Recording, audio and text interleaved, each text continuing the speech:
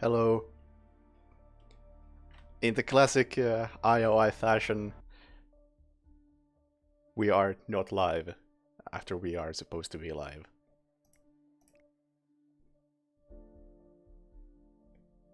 Good start.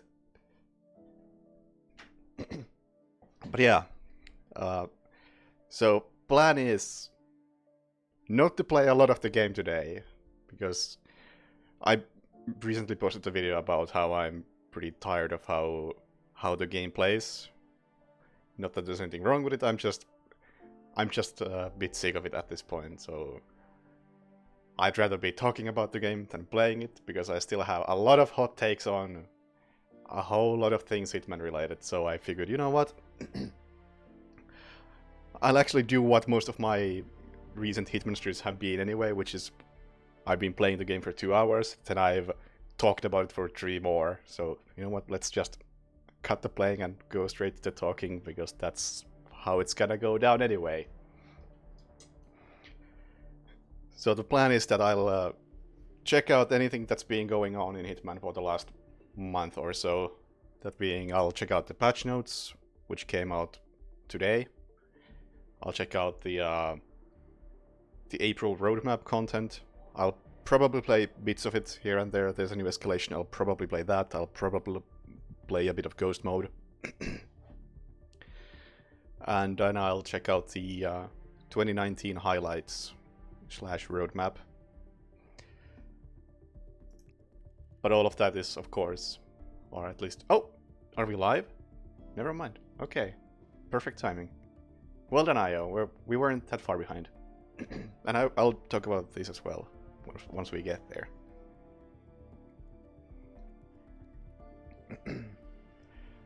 Great. Almost on time. Well done, IO. Only 12 minutes behind. We can live with that. But yeah, I'll start with the patch notes, and it's gonna be highly ranty stream, I assume. Just get that on screen. Almost. You were close, IO. So, what's new in the patch? Ghost mode's in the Fortuna, yes. That much we know. And Ghost mode now has emotes. I know some people apparently really hate the fact that Hitman now has emotes. I personally don't care either way. It's kind of redundant to me, because the only emote I ever felt like I needed in Ghost mode is just crouching, do the teabagging. That's worked fine for me, so don't really see the need of these. But the disappointing thing about these for me is that they apparently cannot be used in single player, which I would probably do if there's any section in a run where I have to wait. I'd probably throw in some emotes in there. And one thing that disappoints me a bit is that these apparently don't at all like influence, well, anything. Because I feel like this one especially, it could be kind of fun if you would just get on a guard's face and do this, and he try to arrest you. I feel like there's a bit of a missed opportunity there, but at the same time, I see why they wouldn't do that. And then just shit like, I think that's clapping, yeah. Slightly ironic clapping. Like, could maybe use that as a distraction clapping sound, but that would most likely be super overpowered. And I don't use that word lightly. And new items, what do we got? Freeze grenade will slow down your opponent for a short amount of time. This honestly sounds really, really useless. Especially since it's a short amount of time. If it was something actually meaningful, like, oh, you can't run for a minute, then that makes the game really not fun for the opponent. But if it's a short time, it makes no difference for the opponent, so it seems honestly a pointless item. I don't think I would ever use that. The outfit manipulator, however, will simultaneously change both you and your opponent's outfit to a new random one. That one seems like fun.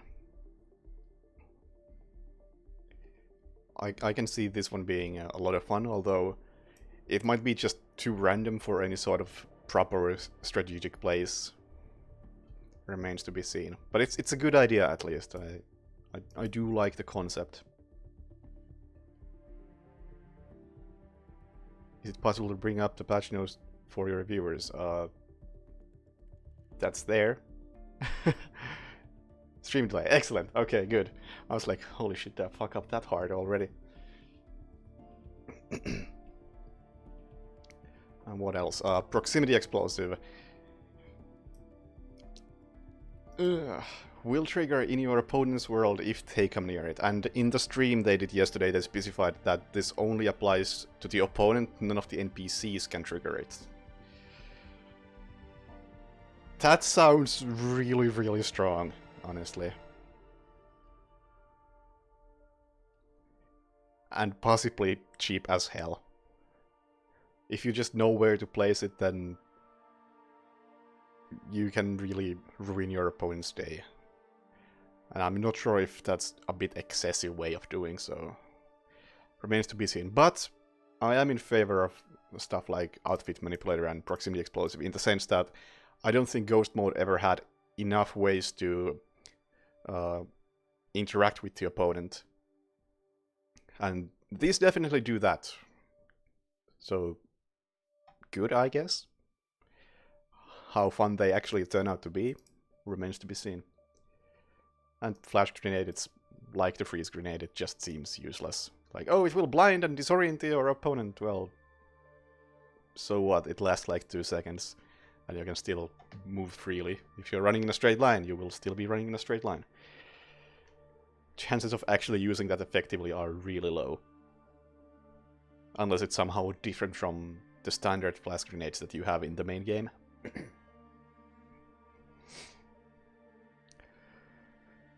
Ghost Mode Phantom. We've added the Phantom Assassin challenge to Ghost Mode, completed by limiting 100 targets in Ghost Mode. Any location, and unlock the Phantom suit. 100 Ghost Mode targets, that's like 20 matches if you win. And 20 matches, I did the math on this, and if you're decent at the game, you don't have to be great. I think that's like 3 hours to unlock it. That's a bit of a perhaps a pessimistic estimate. But alright.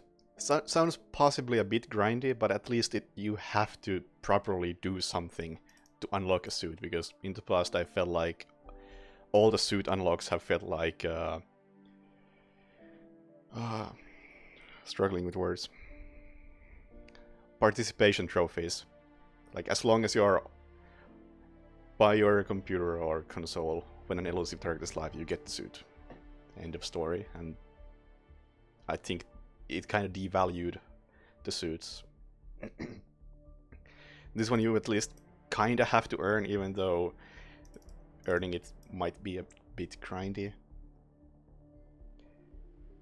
Yeah, it doesn't seem like they have to be unnoticed kills either, so you potentially don't even have to play well, you just have to run in and shoot the target. Anyway, target variation. We've added 4 new variations of the Ghost Mode target for a total of 5. That's a big old whatever from me. It's nice, I guess. Don't exactly care.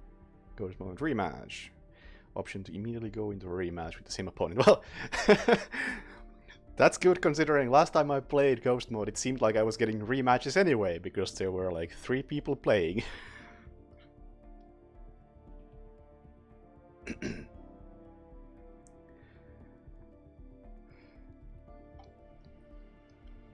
You basically get a friend and go for it in one go. Oh yeah, that's one way to get the suit. But one thing that they did address on the stream as well, which I think this challenge is good for, is that since you don't have to win the matches, you just need to get the kills. I think there might be a higher chance of people not rage quitting, because that's a real problem in Ghost Mode, at least last time I played. So perhaps people will stick with the matches even if they are losing just to get to that 100. Maybe. I may be a bit pessimistic on that, but could be, hopefully. And so that's all about Ghost Mode for now. We'll play Ghost Mode eventually tonight. Silent Assassin scoring. This is where I abandon the patch notes and go way off topic, and I will completely allow myself to do that, because this stream will go on for as long as I feel like I have stuff to talk about. So we might be here next week. We've implemented new and finalized rules for earning Silent Assassin rating. Good.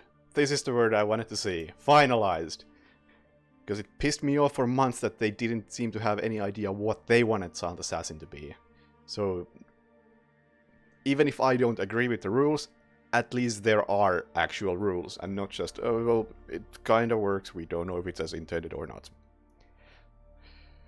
So now we have something that's intended. That's good. I don't like it, perhaps, but it's at least well defined. Goal for this rating is to keep it as the pinnacle accomplishment for the game, where earning 5 stars and the highest possible score was something to aspire and difficult to achieve. Fair. And it's based on the same old parameters, which I think are shit. Quite honestly, and I will talk about that in a second. But basically this all this just is saying that instead of the old, the one we had for months now, system where you get Silent Assassin if you don't get compromised, meaning you were allowed to trespass and get spotted by enforcers and all that shit, is now back to the original from 2016, where you are not allowed to do any of that. So if you take one step into a trespassing zone, a guard tells you that, yo, you can't be here, and you take the step back, Silent Assassin is gone. Which I don't agree with. But that is besides the point, because I think problem is the entire system that allows for something like that, and not that particular instance where it comes across as extremely stupid. But yeah, it's basically like it was supposed to be from the beginning, I suppose.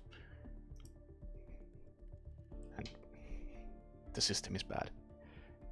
Because, where do I even begin this rant? I mean, for a long time I considered Blood Money to have the best rating system in the series, because it is, in a way, similar to this game's rating system, the modern one. Whereas you have those few point categories that actually matter, and the rest don't matter at all. And if you make even one mistake in the categories that do matter, Silent Assassin is gone. That applies to both this and Blood Money.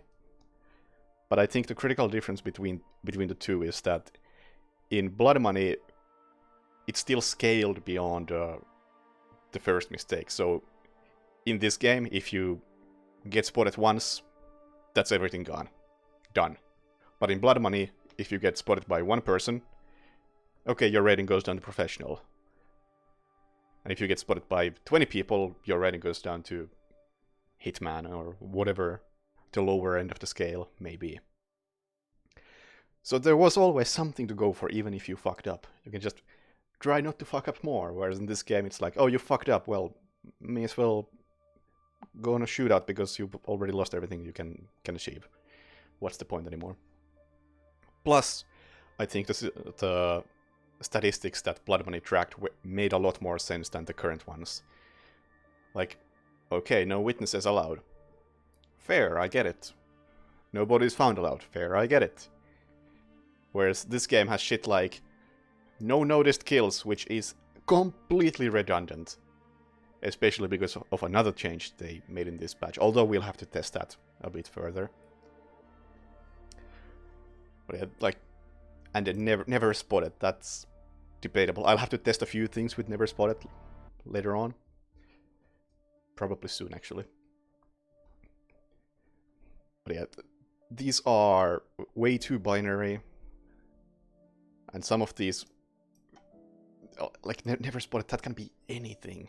whereas noticed kills is completely redundant because no bodies found and never spotted combined 99% of the time cover noticed kills as well.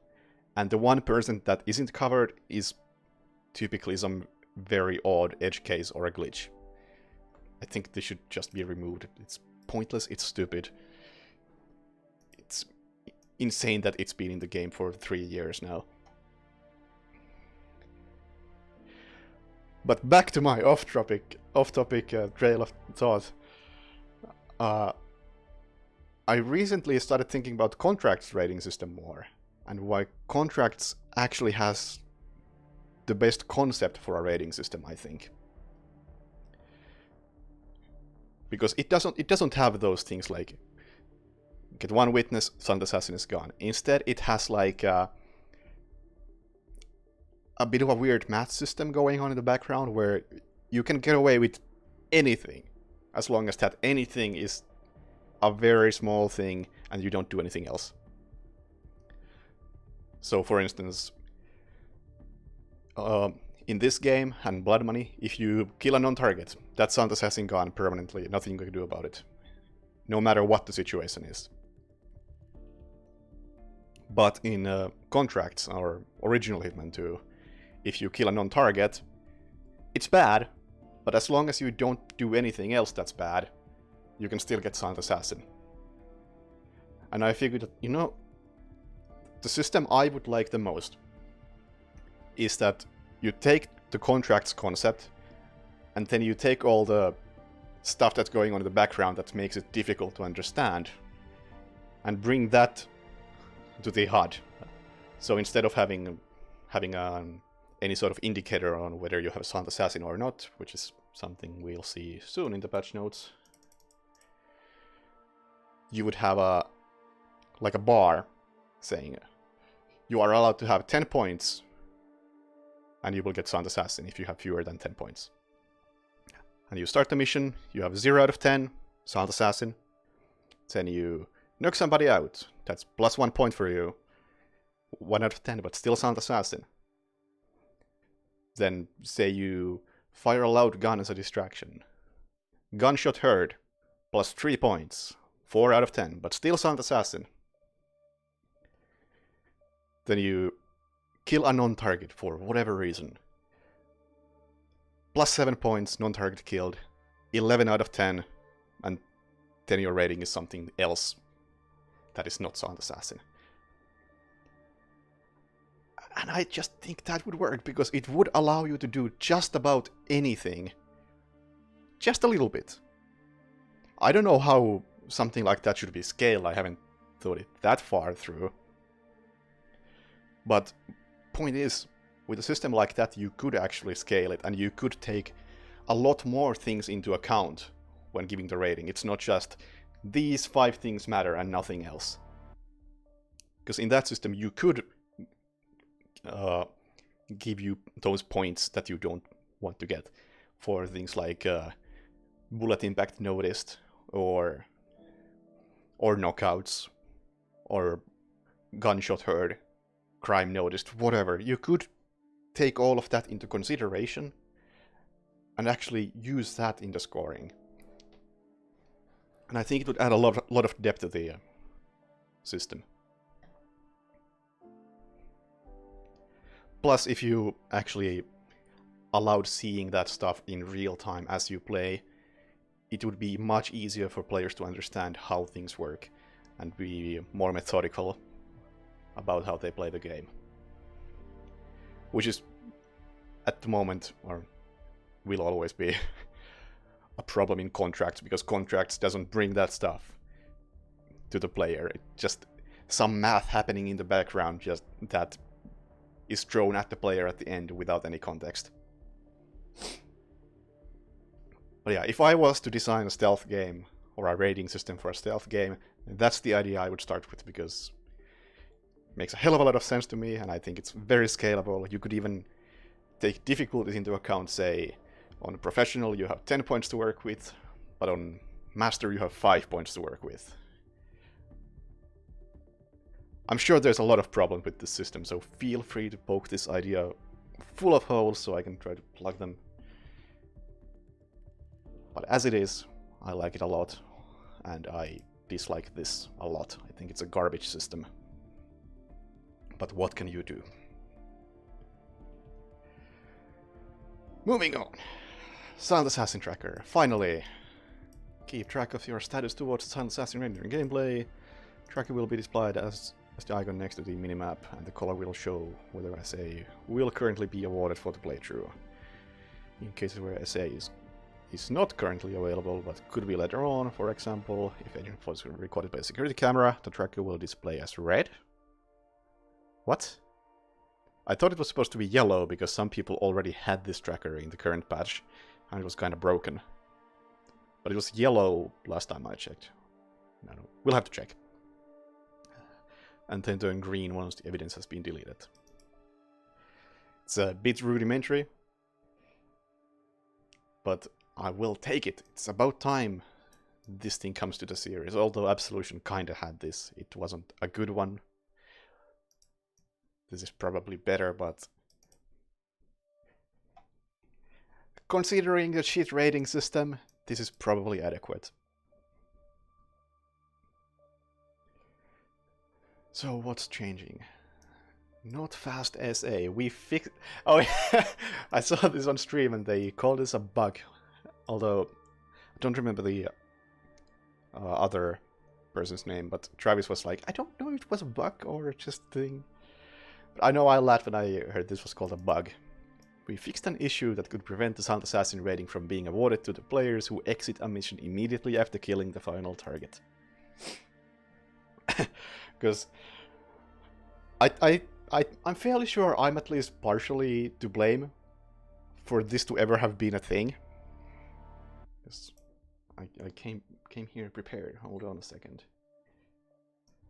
Watch this.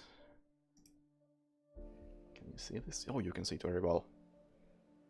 Oh, like killed everyone? No, I haven't done that. Yeah, this is a very old video of mine. Hold on. Published March 15th, 2016. So this is like a week after the game came out. And the plan is just to place proximity explosive over there. Then let's skip ahead a bit. We get a sniper rifle, we shoot a bunch.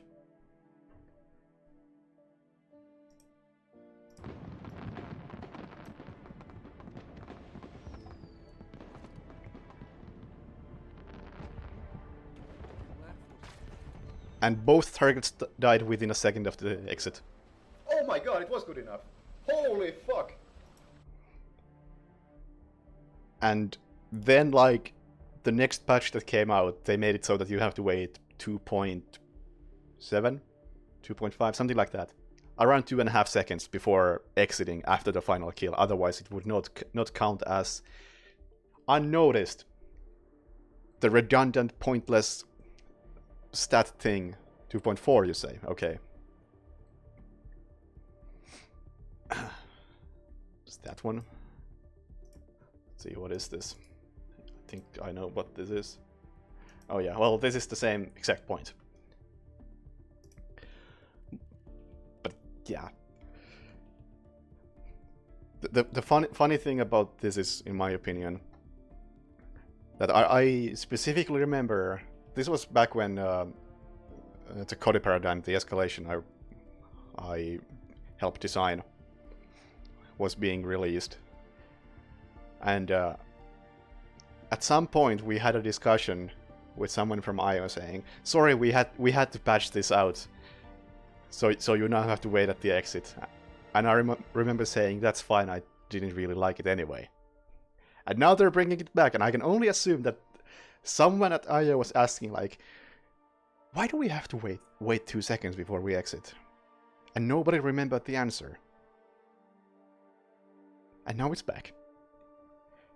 And honestly, I think for most playthroughs, that's fine, because I think there are two situations where this can occur commonly. One, you poison somebody and you're waiting at the exit for them to drink the poison. And then you exit and you don't get no noticed kills bonus and you wonder what the fuck happened.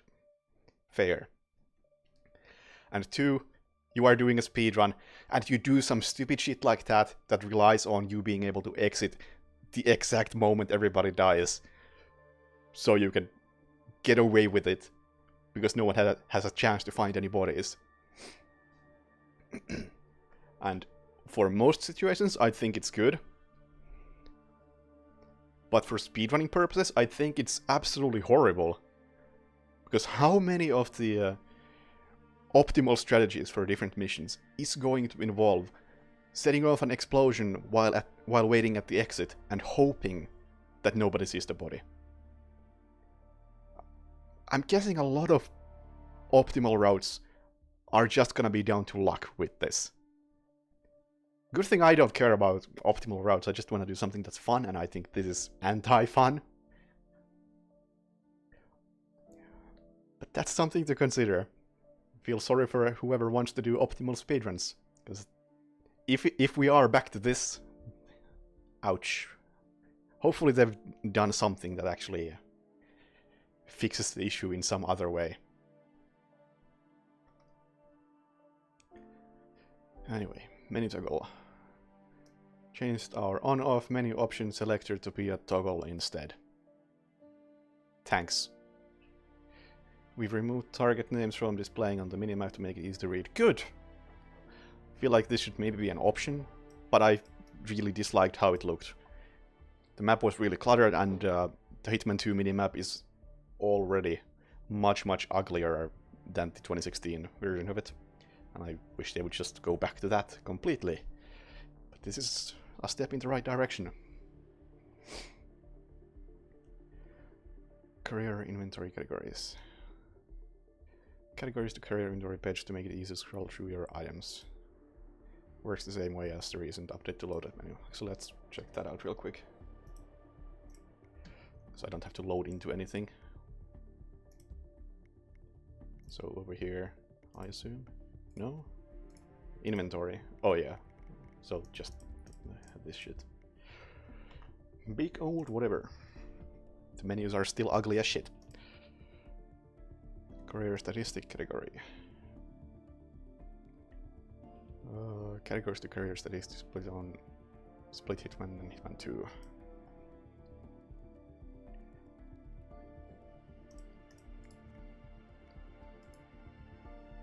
I don't even know where to look at it. Player profile? Statistics. Oh, that's it. I mean, these statistics are useless anyway. Ah. Pointless. I'm glad these made it into patch notes.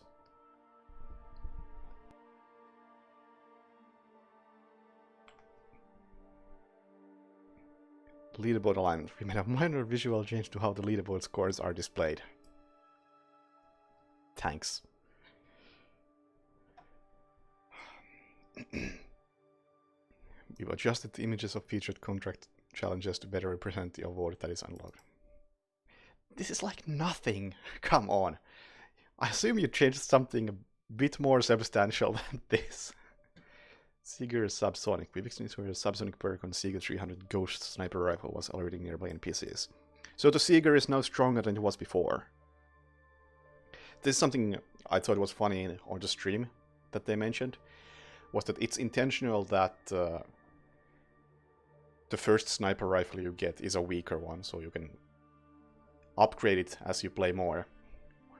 Yet somehow the most powerful sniper rifle in the game, the Seeger 300 Ghost, is an escalation reward, so you can get it at any time if you just complete the escalation. Which I do think is good. I much prefer unlockables to be unlocked like that. I think it makes a lot of sense that if you are good at the game, you know what item you want to get, you can just go get it by completing the correct challenge. Fixed an issue where laser grids from security cameras were not displayed on professional difficulty. Were they not? I guess the only time I've actively paid attention to this kind of thing is in Ghost mode. Because in Ghost mode I specifically remember one camera which has the grid go through a wall. And I notice it every single time. But okay. If that was a problem, then that's a good fix. Nice. Fix an issue in Santa Fortuna where NPCs could see bodies on the balcony when entering Andrea's mansion through the front door. So they fixed one case of wall hacking. That's good. I would kind of hope that these things go without a mention in the patch note and they just get fixed multiple at once. But hey, this is good. Less wall hacking is always good. Fixed an issue that could cause the car battery to be non-functional, only active immediately after being shot rather than remaining active until it kills someone. This is good, because car batteries always seemed kind of awkward to use to me. This explains a lot. This explains why it never made much sense to me. Good fix. More like this, please. We fixed an issue where Agent 47 would not be removed from blending spot after NPCs become suspicious of him. I don't really see that as a problem. If you want to sit down as people are shooting at you, I think that's your choice. You do you, man. But whatever. Fixed an issue on Willow Creek where pigeons that had previously been killed would respawn when loading the game. Sure, I mean, there's like one challenge where that matters. Changed images for each store and blah blah blah, something PS4. Some visual thing for a store, I don't think that's really relevant to me or anybody watching me. Concussion crisis. We fixed an issue causing various issues when exploding a concussion device near the district wall between Beach and Lab in Sapienza. Never tried that. But okay. I assume there were some various issues. I'll take their word for that. Fix an issue that could cause 47 to hold his briefcase in an unusual way when using this specific starting location in this specific map. Okay, whatever. We made some back-end changes and simplified the unlock requirements for this challenge. Sure. Fixed various localization inconsistencies, whatever. Fixed a number of one-time or frequent crashes across multiple situations and circumstances. Okay, good. Sounds good. More ghost mode stuff. Lobby redesign. Plenty of options. I think we're best of taking a look at the lobby ourselves.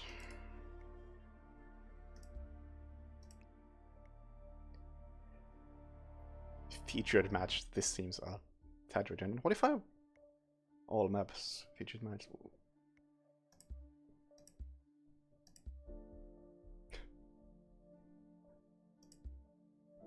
What if I want to play Miami?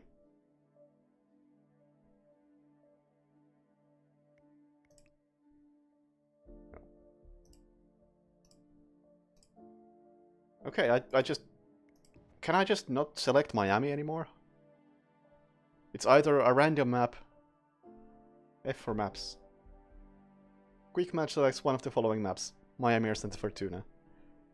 So, my options are Santa Fortuna or random. That is pretty stupid. Not a big fan of that.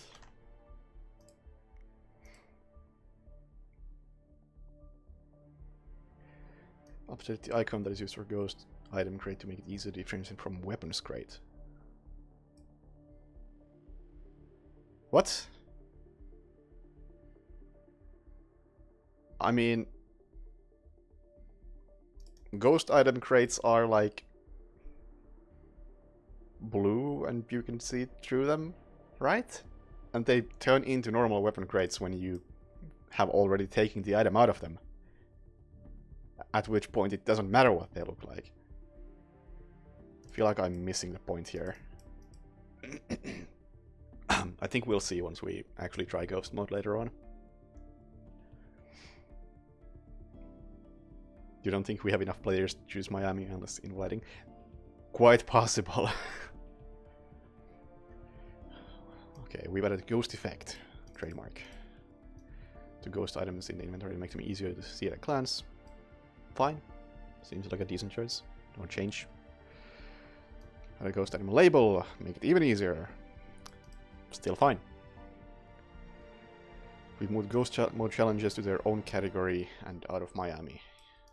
That's good. Not just for completionists, but because it's actually logical. Because elusives were already here, ghost mode is here. What do I not have? Oh, right. Oh, come on! The past ones don't count. That's too bad.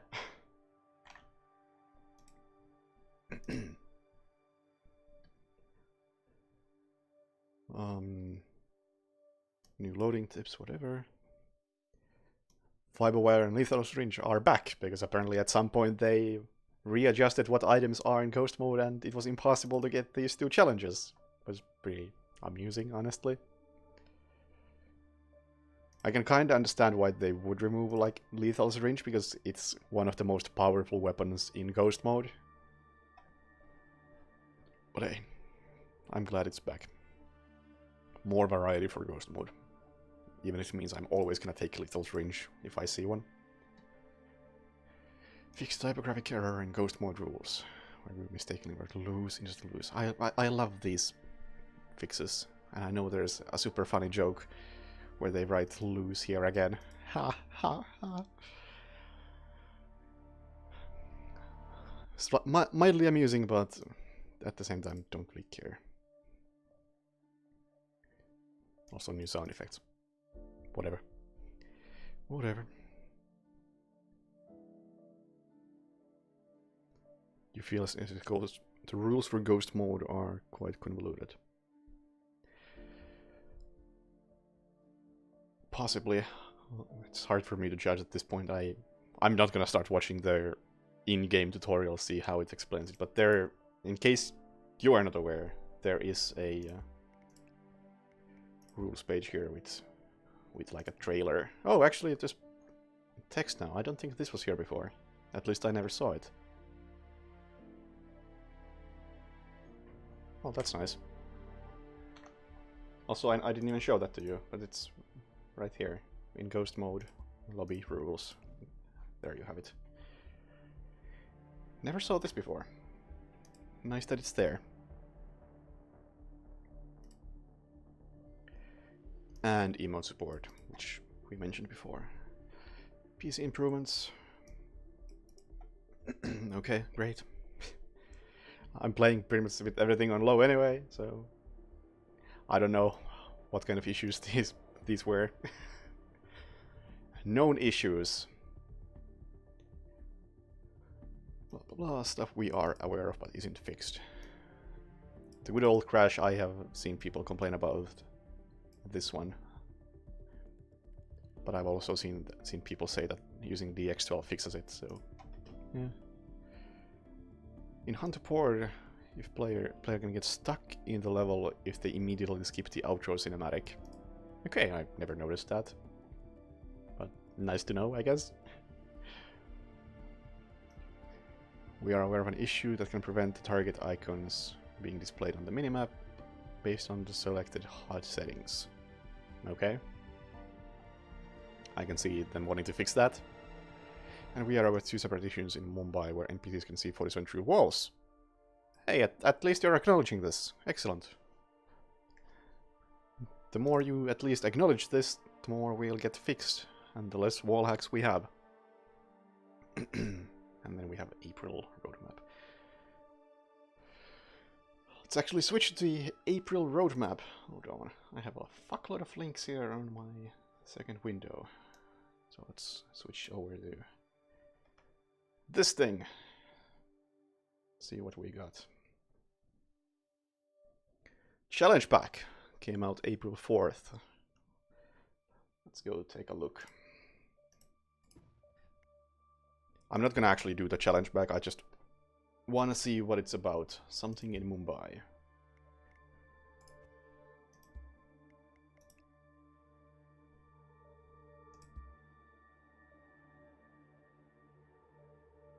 Mumbai Master? Okay, that's A rather generic name. Eliminate 10 guards with a non-silent weapon in the underground hideout while disguised as the Holy Man. That doesn't sound particularly fun to me. Never been a fan of this. Kill 10 people, whatever. Doesn't matter how you do it, it's still not gonna be interesting. So I'd rather have something that involves actually going for Silent Assassin. Or where it's at least possible to go for Silent Assassin, and this just removes that entire aspect of the game. Not good. Eliminate a target with weak staff while disguised as the Holy Man. Rather generic, but okay. At least you can do this with SA, and you can do it in the main mission, so that's good. Mumbai Master. Reward. Magnesium pouch.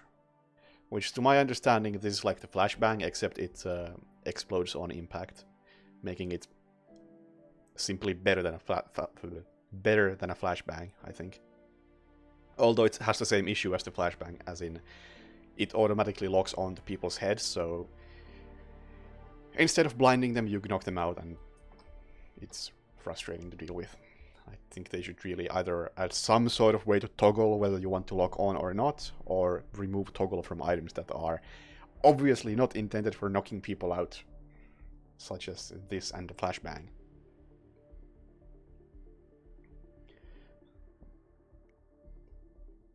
Eliminate a target in an accident while disguised as the Holy Man. Well, that is rather generic. Eliminate the Maelstrom by him falling to his death while disguised as the Holy Man. That is not as generic, I will give it that. I guess that's an okay challenge. Not hugely interesting, but at least I know exactly what I'm expected to do, and you can do it while going for Silent Assassin, so that's good. Eliminate the Kashmirian with sniper rifle from the studio in Dragon's apartment while disguised as the Holy Man. I actually kind of like that one. It's a neat little idea. Don't think the Holy Man has anything to do with like any of these. But you know, sniping the sniper from that location. It's a fun little idea, but overall a rather weak challenge back, I'd say.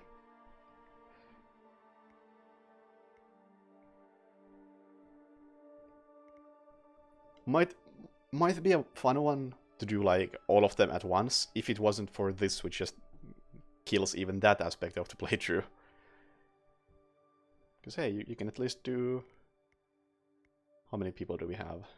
Kashmirian, Maelstrom, a target, yeah, 4 people that you have to kill.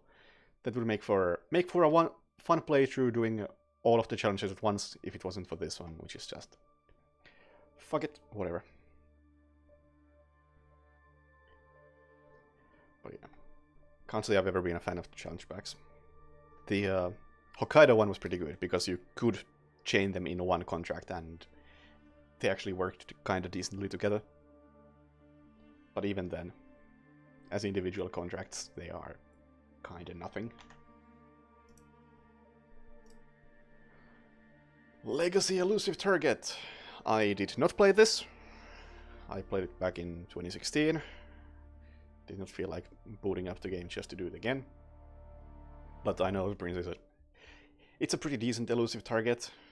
That's also a good highlight of why I think a more better structured rating system, like I talked about previously, would be a good idea, because on my original playthrough of the Prince, I walked close to a guard to see if an area was a trespassing zone. Turned out it was, and the trespassing zone started a bit sooner than I thought it would. I got spotted, and all the tension deflated, because I could no longer get Silent Assassin because I made one minor mistake early on in the mission. Kinda shit. But hey. Decent target at least. My experience wasn't so fun though. Although that was 3 years ago, so whatever. Featured contracts. I got nothing to say about this because I do not play featured contracts. Simple as that. I never saw the appeal of contracts mode, and I still don't. Escalation contract. And now we actually play the game.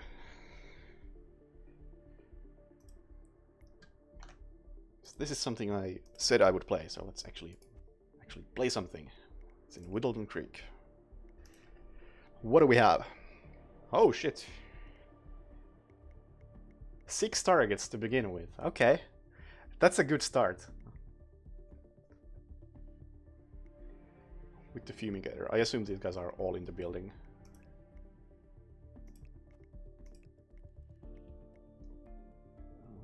Where are my poisons?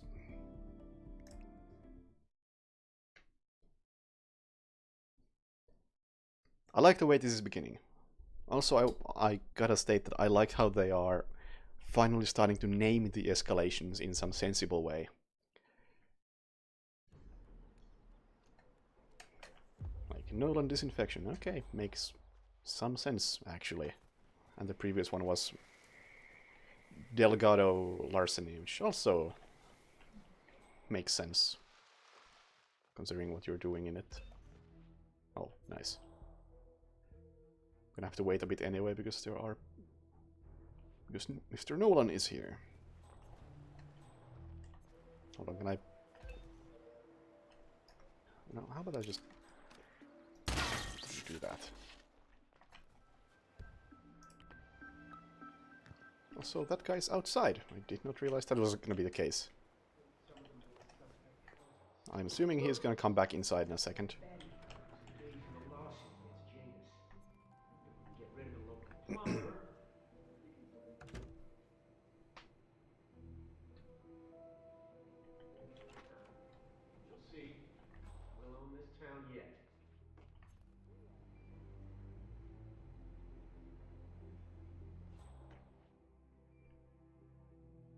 Also, perhaps I should not go for the evidence just now, because I can easily clear it later on. Let's see, does this guy go back inside? No, he does. Well, I guess that's it then.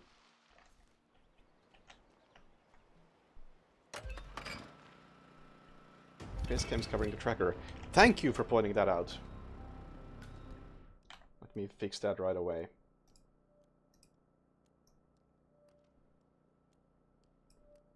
And thank you for reminding me about the tracker. I don't see it being on at the moment, so let's do something about that. Let's head into the options. There.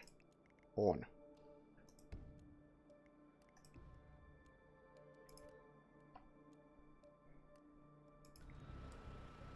No Silent Assassin. What cost me Silent Assassin? Oh right, I've been spotted by the camera. So I should maybe not go in here just yet.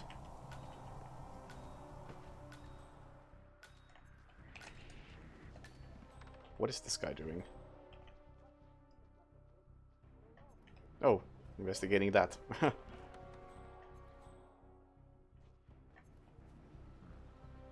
Yeah, please turn it off. So I can go in here.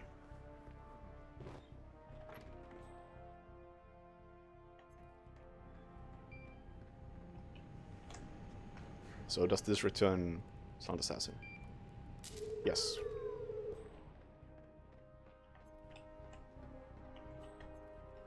It's been a while since I played. If it seems like I'm doing something stupid, I'm rusty. Okay. I wonder what the tracker will do if I do something that cannot be fixed anymore. Like, what if I shoot a non-target? I need to try that. Also, I need to actually test out a few things mechanically. I'll do that after I complete the escalation.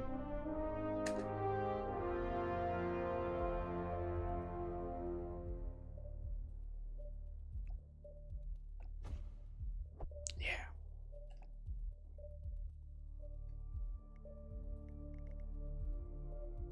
Do not eliminate Spencer, the hammer. Green. Okay. So I need to get somebody out of there.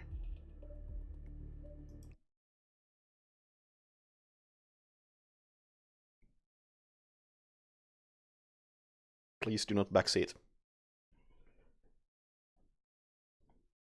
I will fuck this up on my own terms. But the first thing I do is... Wait, it turned red. What's the fucking point of the tracker like that?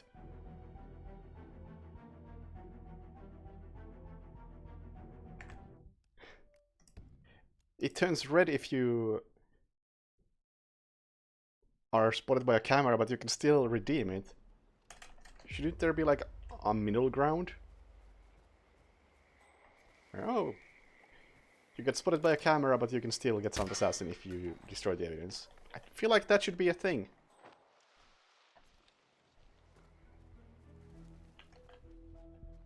No!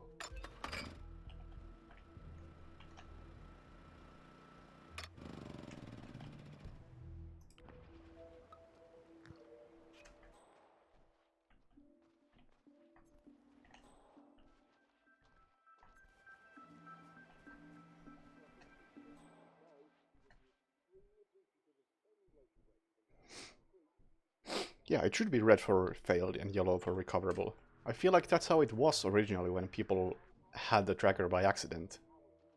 When they messed up the patch.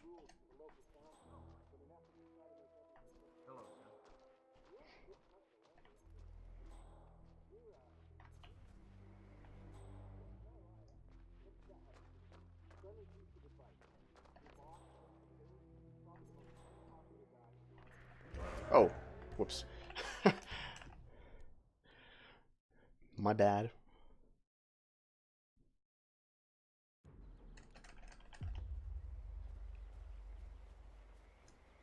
Well, let's see if I can deal with Spencer right away.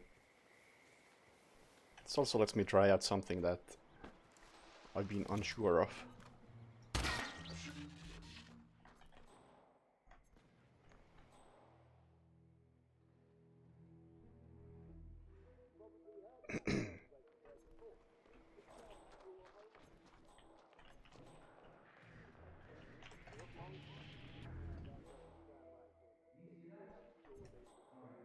Ah, there's no closet in here. Shit. Is there really no closet in there? Well, fuck me, so much for that plan.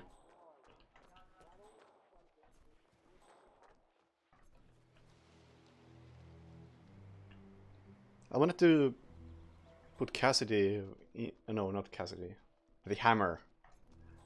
Into a closet and see if he dies. So I feel like he wouldn't. Maybe there's another closet that I can test that with.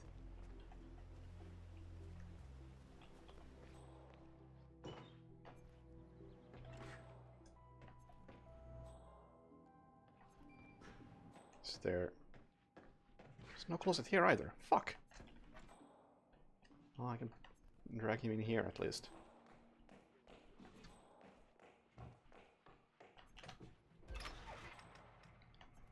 Not like that. Good lord, I'm shit at this game.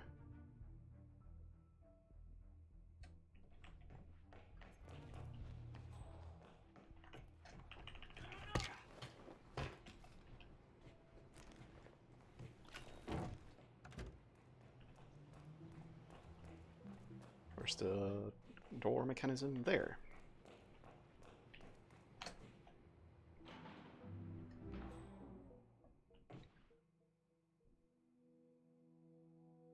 No. You know what?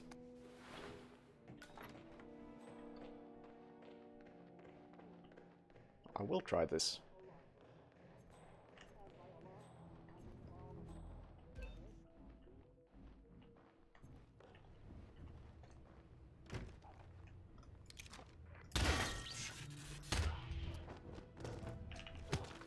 Also, this will let me know if leg shots still work.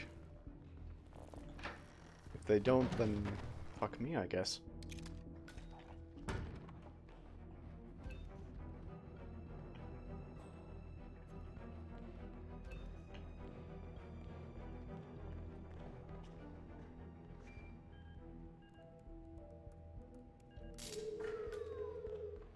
It's still red. That's not a good sign.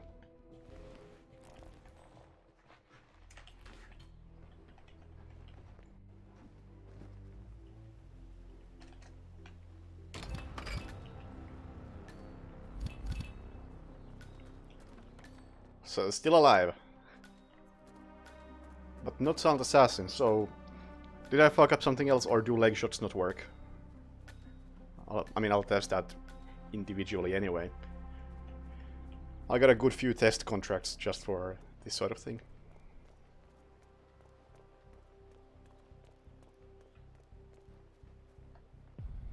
Hey, Hogapantons, thank you for the full year.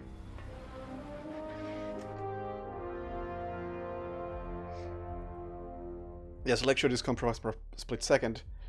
But just because IO said that you cannot be compromised and get sound assassin doesn't mean it's actually true. I do not trust them for 1 second when it comes to that shit. So I don't think they know how their game works. Never spotted lost. This would indicate that it's the case, but I still don't trust them until I do more thorough testing.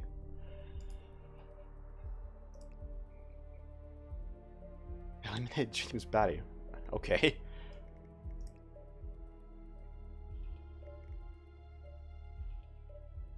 Let's see. Oh, that looks different. That's nice.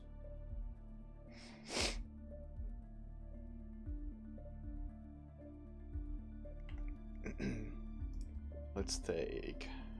Oh, got a couple of ideas. Oh, never mind. So much for that.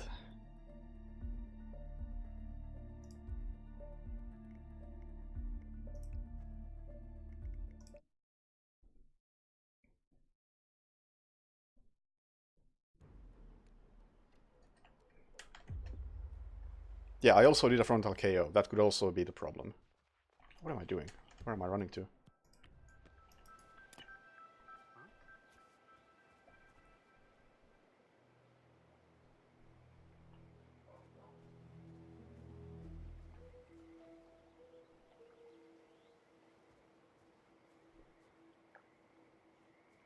This is when they hired someone with at least a bit competent in menu UX.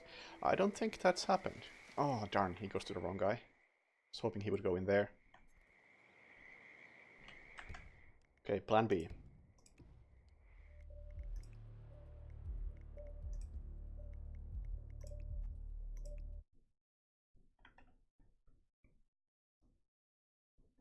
Do I think IO will eventually finish the storyline in a satisfying way? I think it's too late for that, if I'm honest. I think the storyline has gone off the rails, and there's no redeeming it at this point.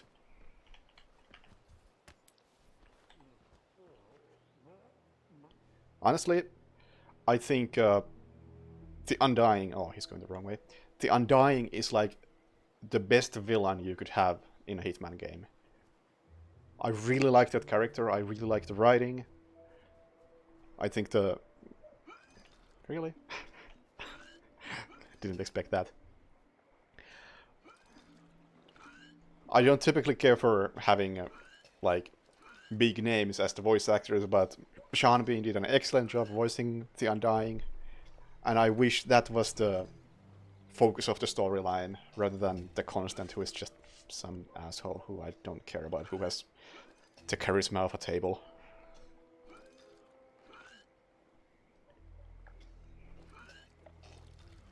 Whereas The Undying is actually a fitting nemesis, I should say. And I would like to see more of him in the main storyline, but such is not the case.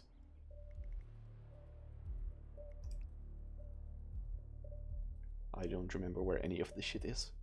Batty's Garden, oh, that sounds good. Wait, what am I doing? I don't need to do that.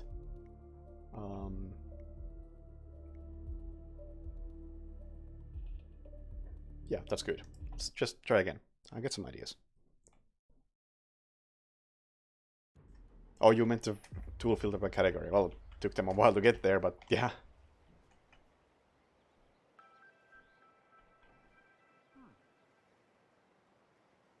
It's still not good. It's slightly less bad. I will give them that.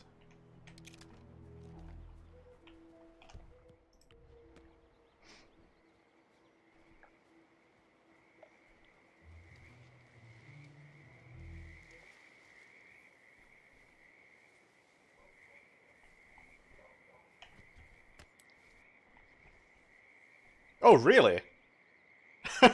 No fucks given. There's a gun in my backyard. No time to vomit.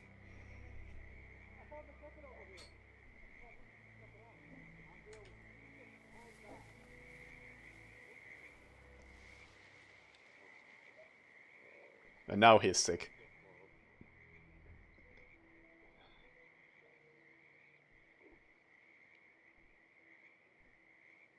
Oh, yeah. That's what I expected. I was kind of hoping he would go into the house, but I guess we'll just have to drag his ass in there. That's not that big of a deal, really.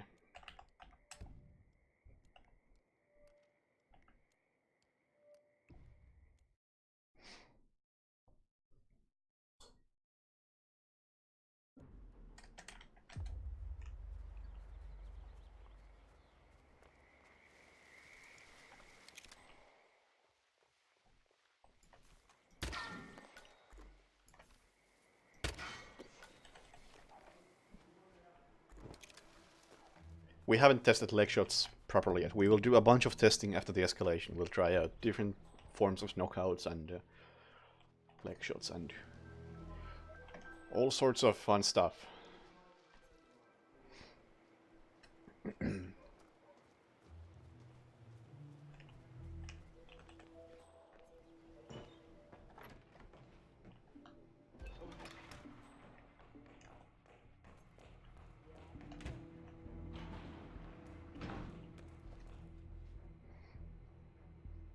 In case you couldn't tell, this is not a speedrun, by the way. I'm just interested in completing this.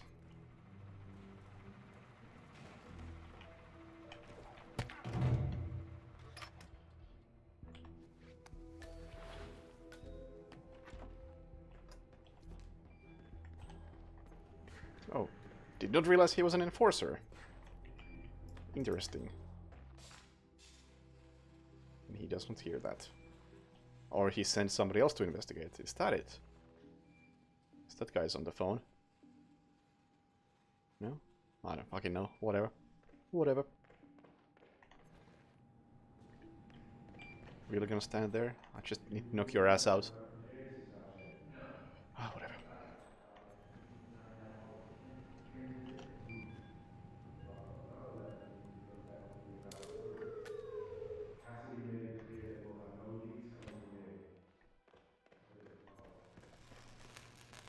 Also, yeah, the car battery was definitely working more as intended. That's good.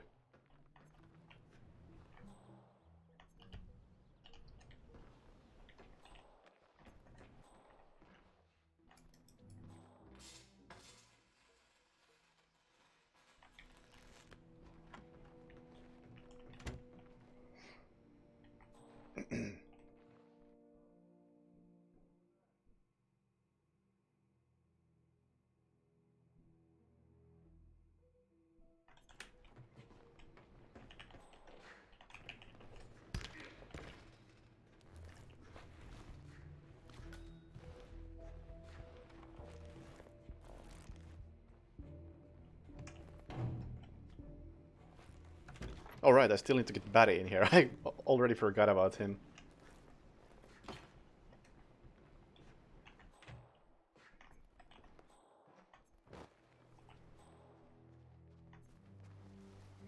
But honestly, that is quite trivial.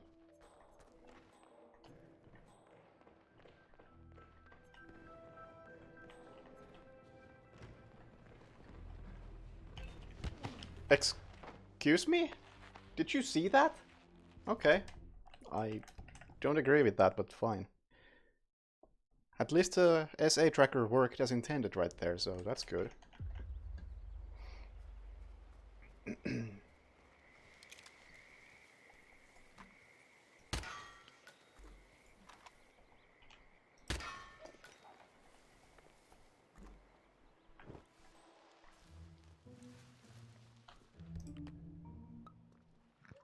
Alright, he should have died. I completely misjudged what was going on there. Like I said, I'm pretty fucking rusty at this game.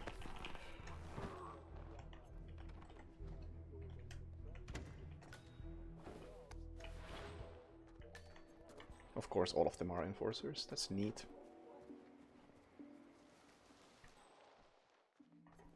You know what? In the meantime...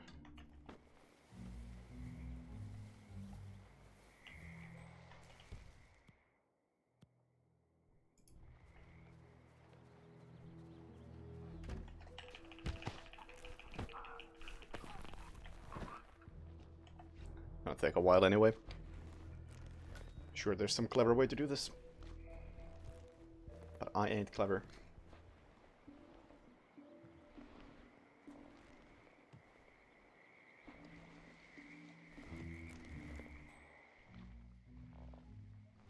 Was there no back doors at this place? I thought there was. I have to actually check this. Okay, there is a back door. Good.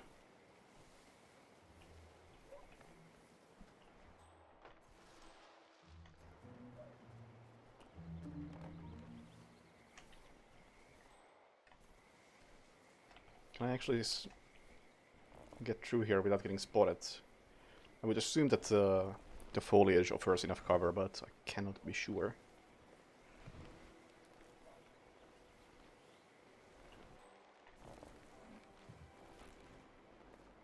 Yeah, that's good.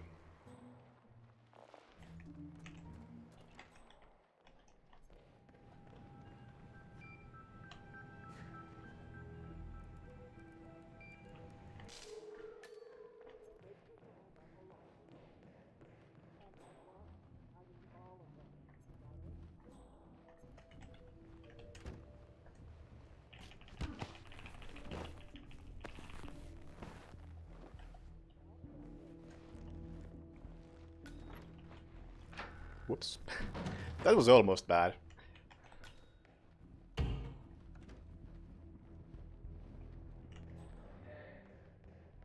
We just get those two goofballs into the building. So knock out this guy so he doesn't see their bodies. Also, regarding what was said previously about wouldn't that still be fine because he was gonna die anyway, and I reset for nothing. That is actually not true at all. Because he saw a body, and bodies being found doesn't get negated. At least it never has.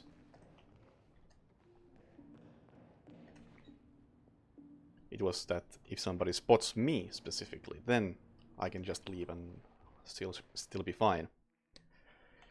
But in that case, I would have lost Silent Assassin permanently. Let's try to keep track of how things work and how they're supposed to work.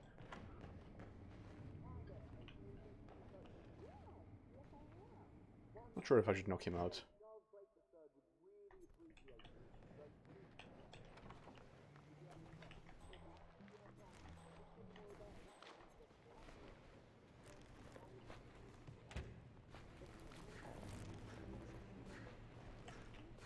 Doesn't look like I will. Or maybe I will if he comes back to the pizza place. So I'm not sure if that guy can see me. Kinda lame knocking everybody out, but fuck it. So I'll take his gun just in case.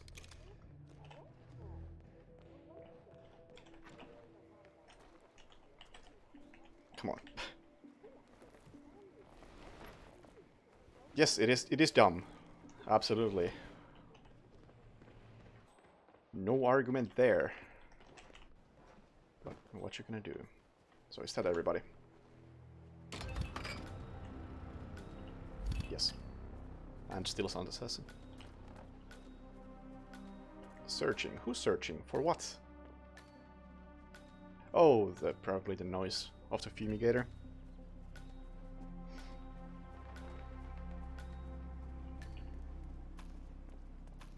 Non-targets killed.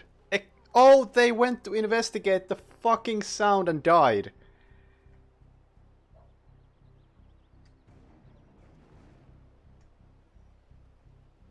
Fair, fair.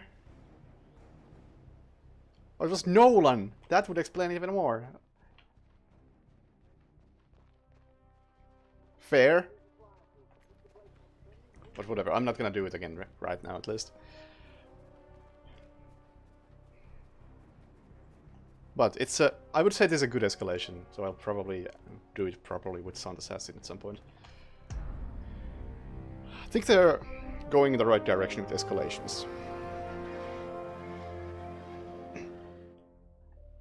I'm not a fan of the concept of having multiple levels that get slightly more difficult as you move on. But considering that they are sticking with that, I think they are pretty much doing what they can. And the recent escalations have definitely been an improvement over... Hold on. 2 non-target kills only got me -1. 1 star. No, not leaderboards. Fuck leaderboards. That's odd. But yeah, like, the newer escalations are a big step in the right direction, both in terms of they have some sort of central theme that makes them interesting, that makes them stand out from the standard contracts, like the Delgado larceny had the whole you've been captured by the Delgados, I need to steal the gun thing going on. And the name matches the theme, and it makes for an interesting little mission, and I like that. And this has the same thing. Goal is to kill a bunch of people in the house with poison, something you cannot do in any other mission. Or in this particular way of poisoning, at least. And the name matches the theme, and it works together. I like it. And one thing I do say that the Delgado larceny had over this one, for sure, is that it had the unlockable El Matador. I'm not a big fan of reskins as rewards, but even I gotta admit that that gun actually does look cool.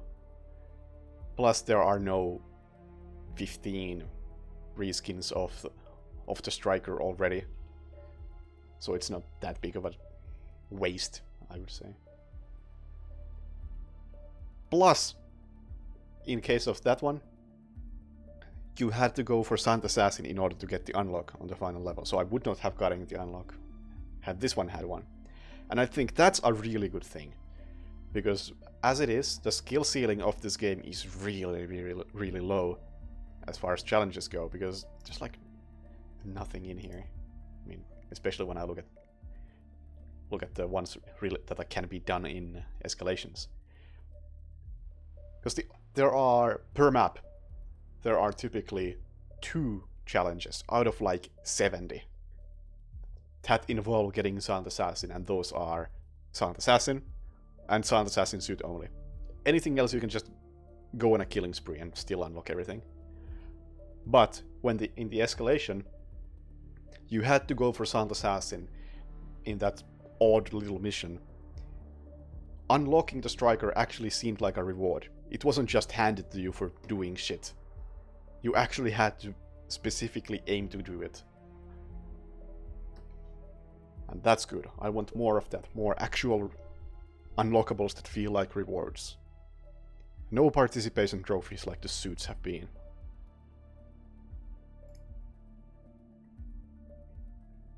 That was good shit, and this was pretty good shit as well. So, well done. I believe Sidsel does escalations. Alright, you're on the right track.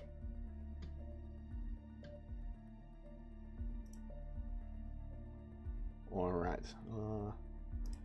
What do we have next? Ghost mode. And there's more ghost mode shit in here. But we're not gonna play ghost mode just yet. I'll leave that for a bit later. Instead, we were supposed to check out more patch note shit. Let's jump back to this for a second.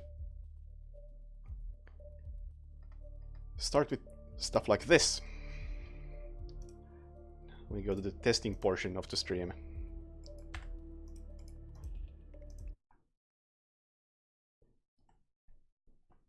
So I'll start by testing a few things. Please remind me of anything that should be tested that I am not testing. My contracts.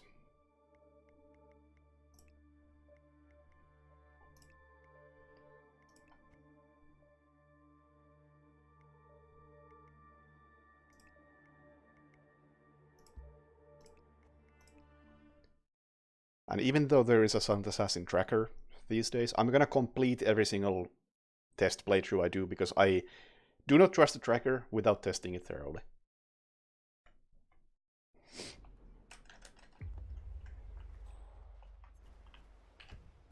So, first test. Oh, not what I was trying to do. Slap baddie in the face, shoot the target. According to the tracker, that ruins Silent Assassin. That wasn't the case in the prior patches. You were allowed to melee somebody from the front with a melee weapon, and it was still Silent Assassin. According to the tracker, not so much anymore. That would suck.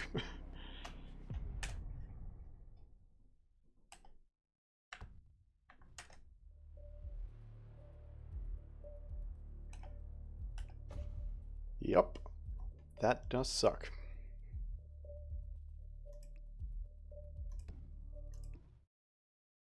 I assume if I throw the fish at him from the front, it's gonna be the same outcome. Because in the past you couldn't even do that. So I don't see why this would be any different. Yeah.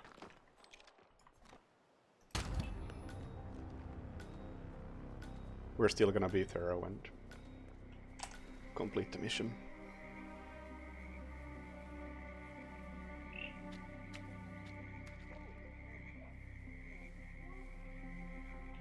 I mean, frontal... It can't be that long ago since frontal KO was bad. Because I made this test contract specifically to test that shit, and it was fine when that was the case.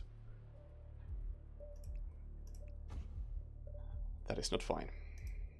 Then again, I haven't played much lately, so I could be totally wrong. Okay, let's try leg shots. Which I assume are not gonna work.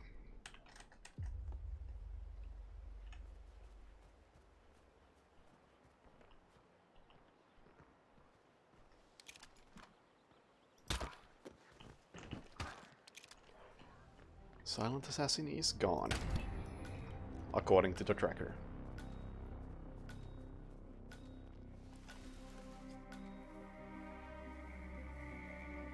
Well, it appears they have nerfed the spotting mechanics, or buffed the mechanics and nerfed everything the player might want to do. I ain't a fan. Yep, leg shots are gone. That sucks.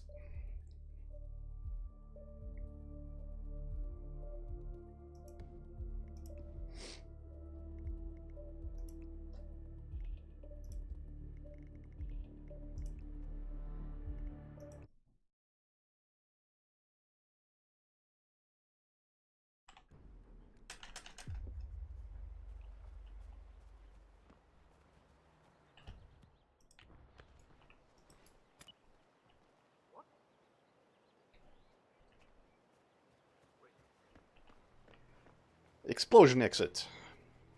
So those are unaware. Normally you have to wait around 2.5 seconds before you exit after a kill, otherwise it counts as noticed. But in the latest patch they apparently changed it.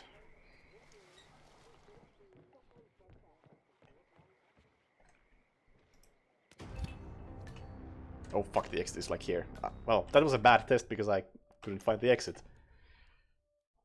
How about I use a different exit that I actually can find? Actually, why am I testing this shit in here? I have a much better... Actually, no, I don't have a much better contract. It's slightly better, but not infinitely better.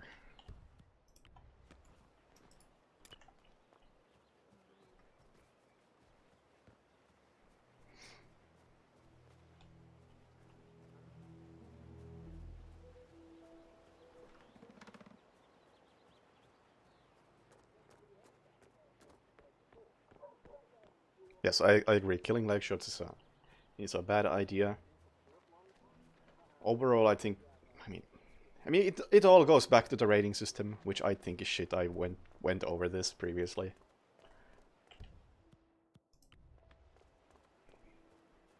And leg shots are just a symptom of it.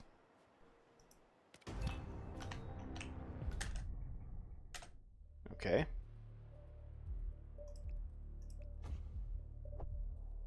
Excuse me! I have a few questions here, IO Interactive. My 4-star silent assassin probably should not be a thing.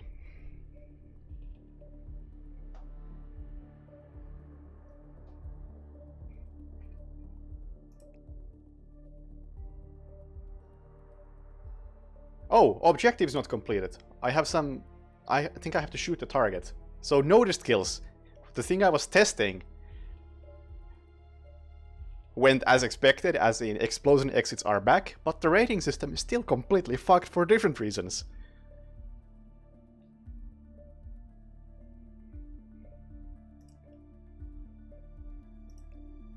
Pistol, yeah. Oh, you can't see that. Ah!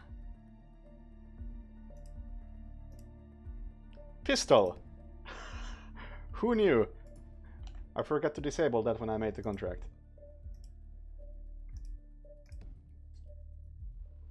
But the point is, explosion exits are back, which is probably awful for anyone who wants to be competitive in speedrunning. I don't fucking know. This shit is a whole other thing, where objectives apparently don't matter. Scoring-wise, I obviously lost Silent Assassin. No Silent Assassin bonus anywhere in here. But, you know, please burn down this rating system. Start again. There's no point in keeping this around. It is broken, it is bad.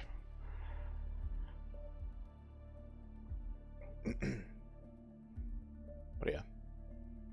This bug, pretty much meaningless, but the fact the explosion exits are back is kinda disappointing. I think it was an issue that needed to be fixed, but the fix was bad, and now we're back to having that issue.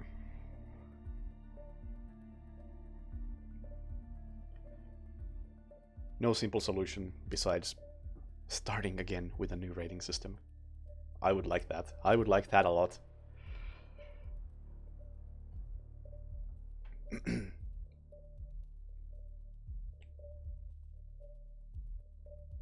Yeah. Anything else I should check?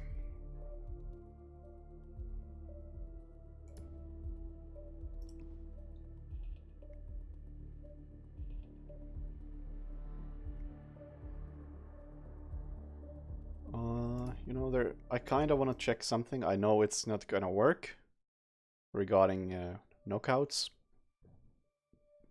but I want to test it anyway.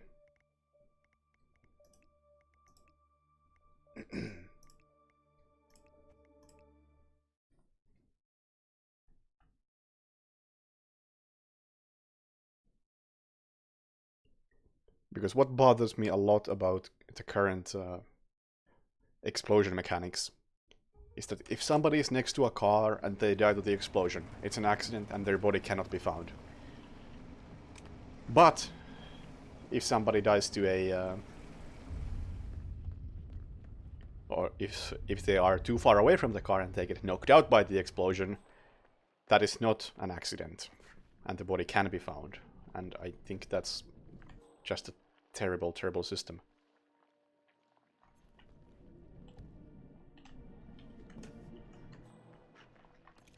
We knock this guy out with an accident. Also, he spotted me, which is a whole other thing.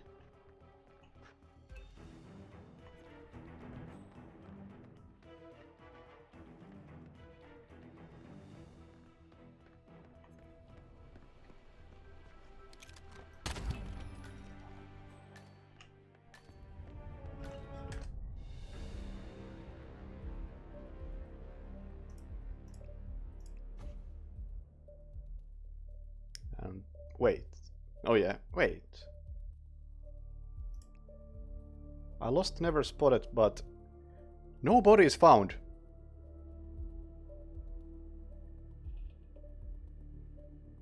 Wait a second.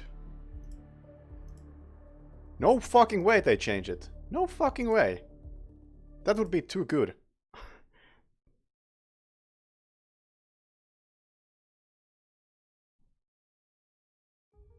That would be like a legit outstanding change. I'm super pessimistic, but I refuse to believe it.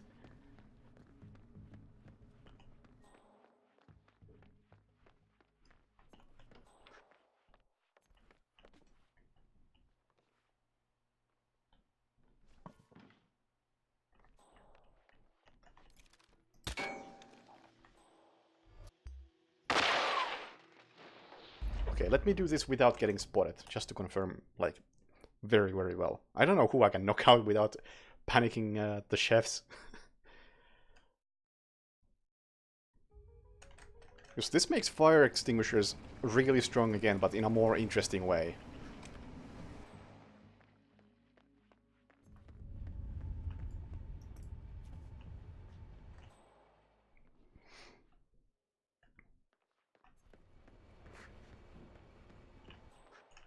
Dude, I want you to turn around and check out this fire extinguisher.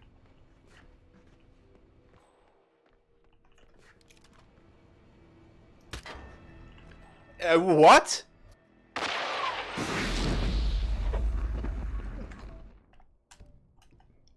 Can somebody explain to me what just happened?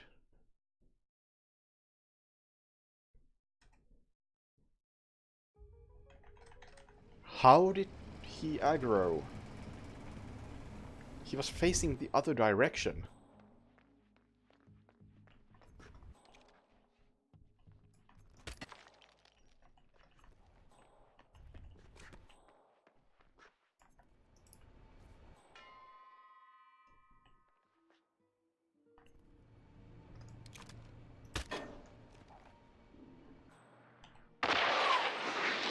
Okay, he is knocked out by the fire extinguisher. They're both knocked out by the fire extinguisher.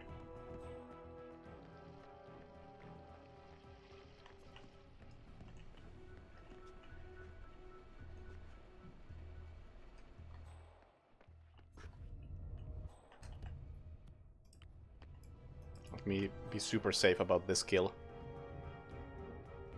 Yeah, SA tracker is green. That is impressive. I'm actually super impressed by IO at this point.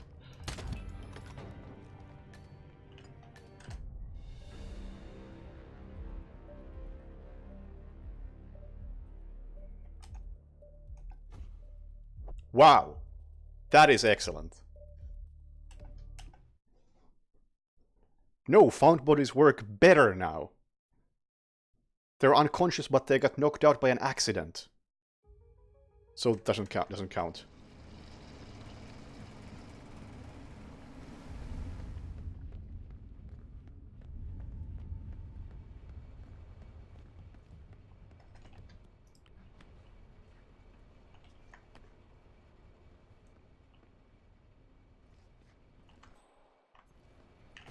Okay.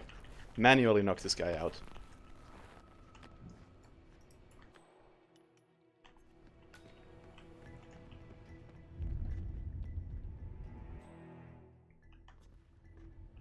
Body found. Lost sound assassin.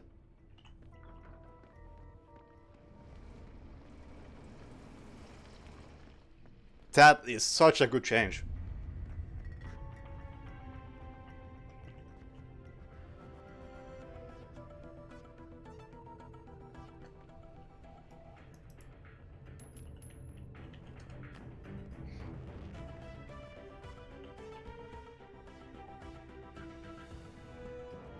Oh yeah, I'll try a bunch of different things that knock people out.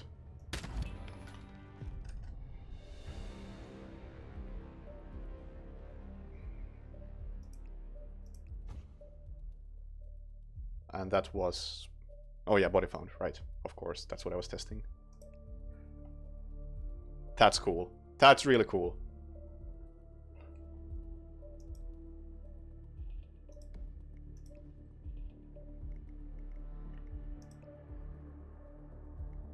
Also need to try out sedative poison, because that might make sedative poison an item that's worth existing. Where are my concussion shit? I would assume that concussion grenade doesn't do what we hope it would do. Also, I need to test out multi-KOs. That's something to look into. Ooh, there's a lot to test. It's been a while since I've tested shit in Hitman like this, so I can't remember all the things that need to be tested. I need to make a proper list. Like back in 2016, I actually had that. Okay, I'll knock this guy out. Yeah, Sapienza joint might be useful.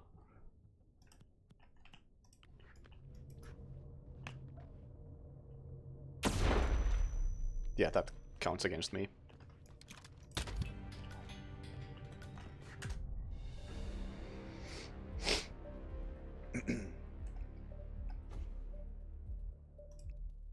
Definitely. But yeah, fire extinguisher are back to being good, but not super overpowered good. They're on a level I want them to be on. Best thing about this patch so far, easily. Really happy about that, actually. Well done, IO. Thumbs up.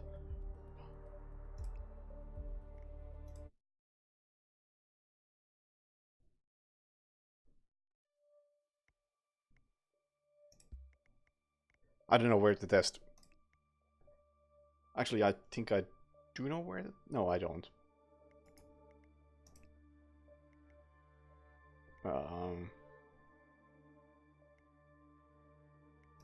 think this is a pretty decent one for testing multi-KOs. Because this is something I really want to check out.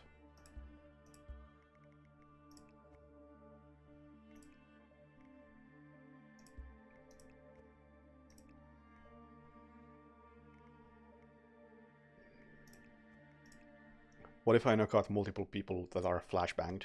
Because that did not work in the previous patch, and it was super stupid. Patch looks promising, then you remember that leg shots are no longer a thing and you can't knock people out from the front.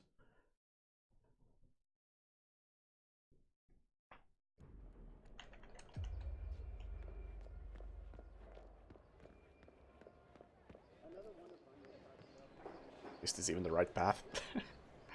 It's been a while.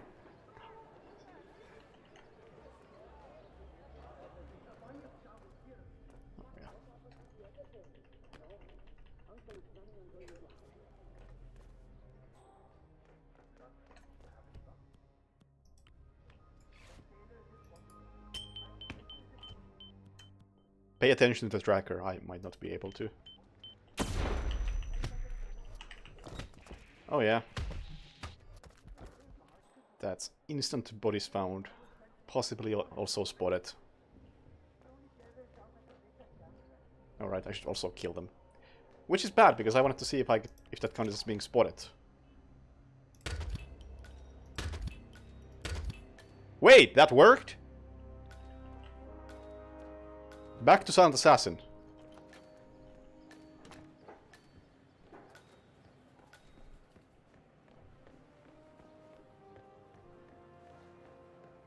So flashbang knockouts work as they should. Logically speaking. I don't know what IO's logic is, but common sense logic. Also, I think I'm figuring out how they fix the explosion exit thing. Would you look at that? I think I'm noticing like a delay in how quickly can I skip the cutscene at the end of the mission. I think that might be what they did with explosion exits. So you can exit right away, probably. But the cutscene will keep playing for like the 2.4 seconds or whatever it was. And during that time it probably still counts. That would be my guess at least. Based on the little that I've played.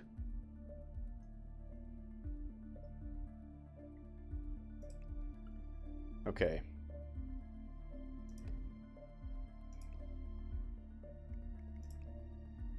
Next thing. Concussion duck. 3 KOs in 1. I assume this does not work.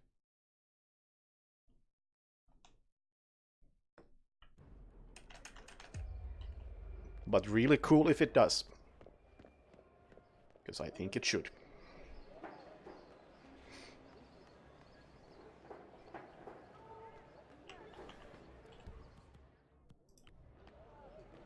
So flashbangs are useful these days. That's good.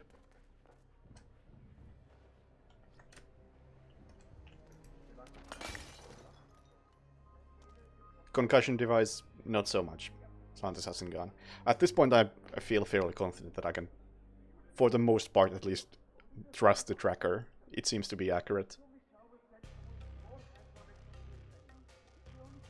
You can throw something at the heads while on the ground. Have you tested that, or is that how it used to be?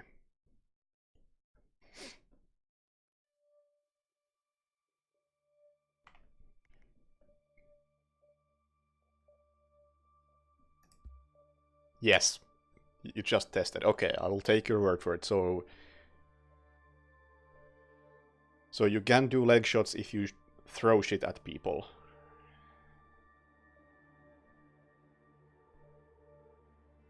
I should have killed them to test multiple concussions. I mean, it wouldn't... Actually, you are right. I should be more thorough. You are absolutely right. I don't think it would make a difference in this situation. But we can't be sure until we test. So let's try again. Because hey, maybe they took out NPC's power to know that somebody was they saw somebody who's knocked out. And if they're a target and you kill them, that knowledge goes away. As would be logical, but I don't think it's gonna be the case. Okay, also, is there anything else that I should be testing? Like, feel free to throw ideas at me, and I think the game just crashed. Cool. Yeah, it did.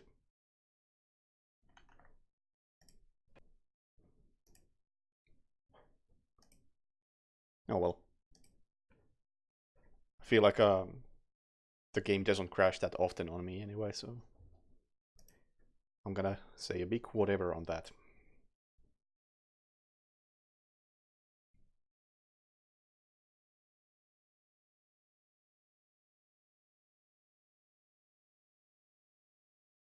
Or can I please launch the game again? Steam? Are you okay?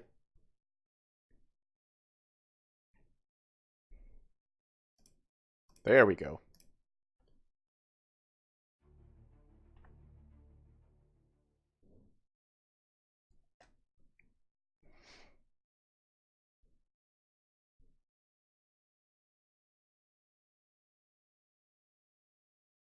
But if that is the last suggestion, then I'll probably move on to something else. I know I still have a bunch of shit to talk about. But we can be done with testing unless somebody has any ideas on things to test.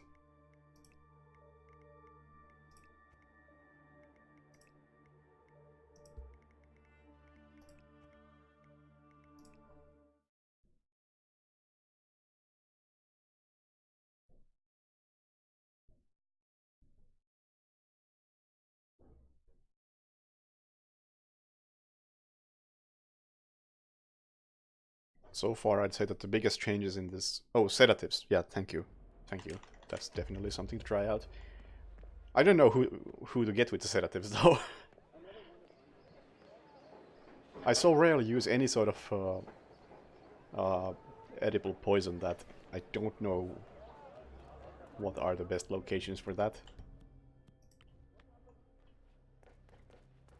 Anyway, let's try this.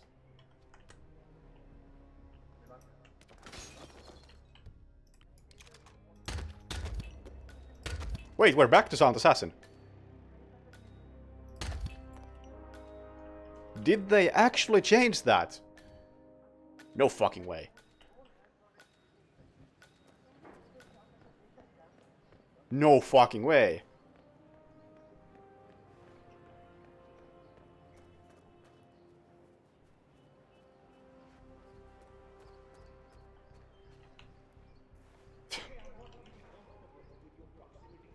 Oh yeah, I have dialogue off completely. You can't even hear what he's saying. But yeah, I couldn't skip that cutscene again.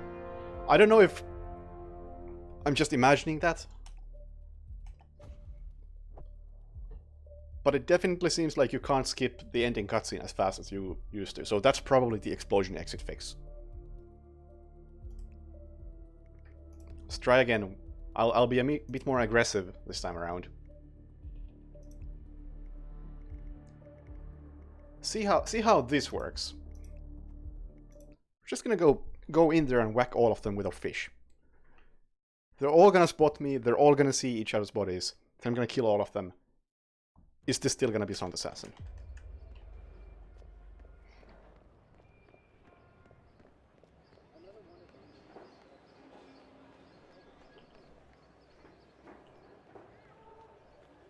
That's like the most extreme case that I can think of.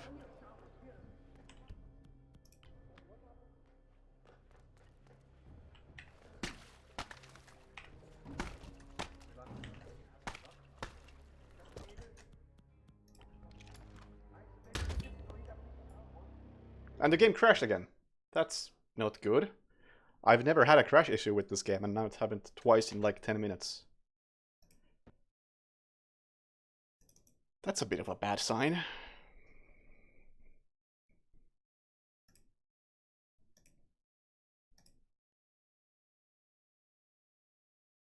I'm using the X12, which is supposed to be less prone to crash.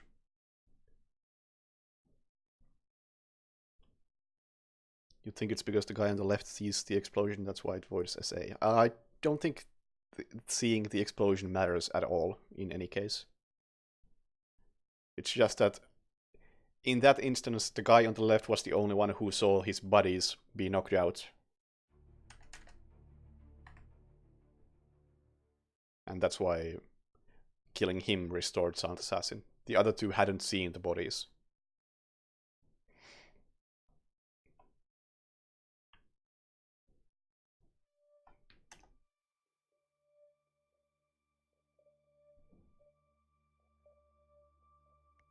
Okay, can we actually test this?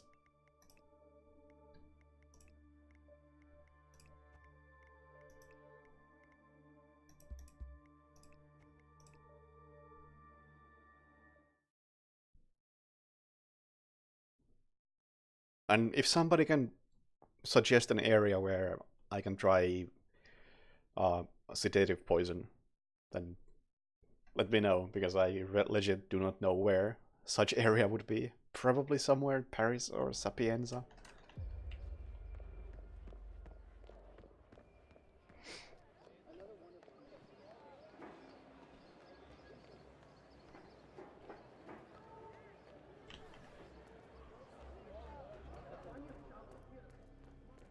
I guess I'll just find some... Oh, actually, I think upstairs in Paris there are people who just perpetually drink.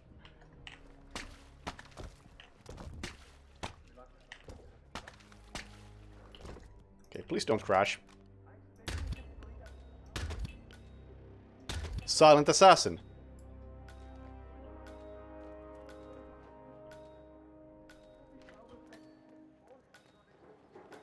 Alright! Bravo!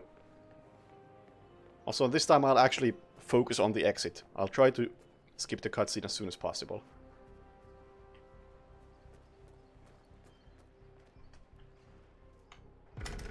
Okay, I was completely wrong. I can skip it as fast as I can, so whatever.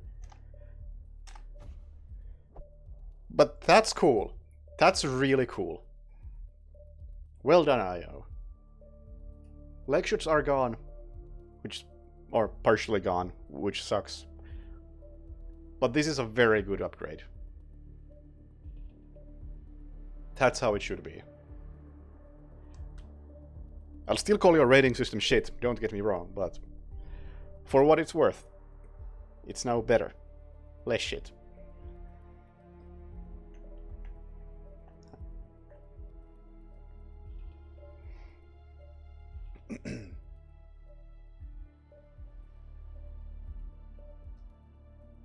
Yeah, NPCs actually have memories.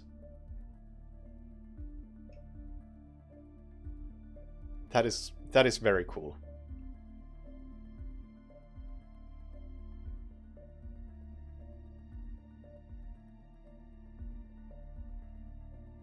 Which also makes me wonder, like, what if you're playing contracts mode and your target is a guard, and say that you have another target who has civilian, and that civilian spots you and tells a guard who's also a target. At that point, the information has already spread from that one NPC and from his memory to that guard, but you still have to kill both of them. So if the info doesn't spread any further than that, is that still Silent Assassin? But that's not something I'm gonna test, because that's extremely specific and only really applies to contracts mode, and I don't really care about contracts mode.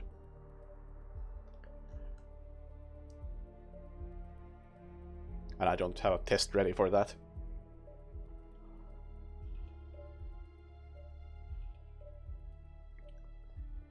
Okay, so to Paris, I suppose.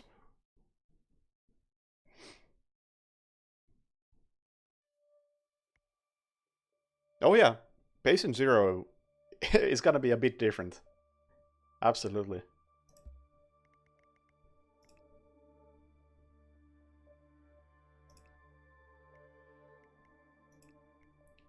Cool shit.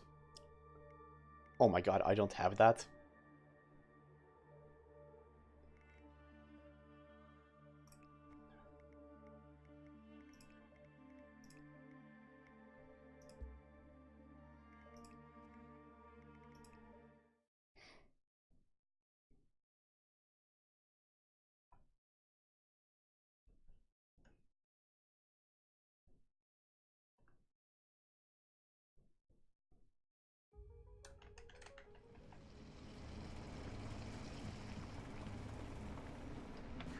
Well, I assume there's somebody in the bar who I can poison.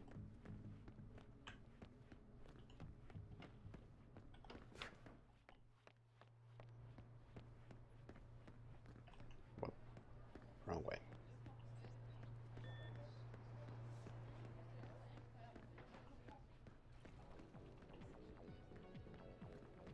Like, somebody over there has to be drinking. Yeah, she's drinking.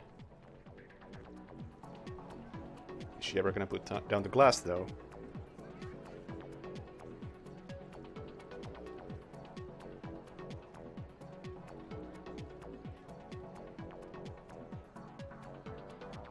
Don't think so.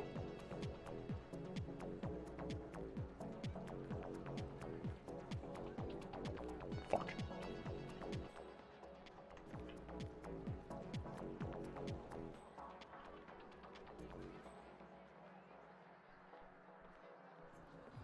Oh yeah, gotta say, I really don't get why there's an enforcer out there right now.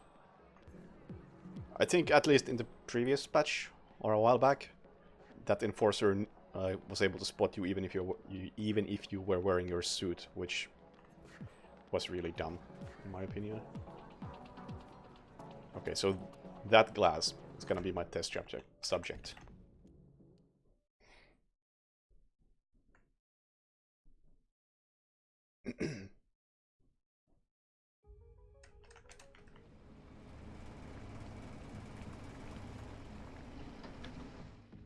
Oh yeah, of course the cool changes and the shit changes are not in the patch notes. We gotta make room for typo fixes. Change something into localization. That's what the patch notes are all about.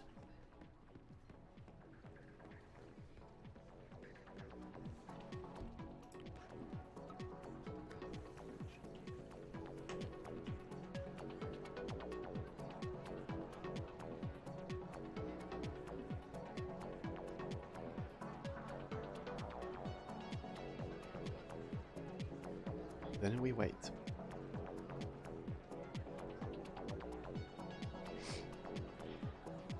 But yeah, unless there's anything else that anyone can think of that should be tested, I'm gonna move on to more stuff that I have to test. So I have a whole bunch of links that contain stuff that I want to talk about. while we have gone through most of the big ones, there still definitely is things to talk about. So I can stop playing the game and start talking about it again. Because this is totally playing the game. Testing some weird random scenarios.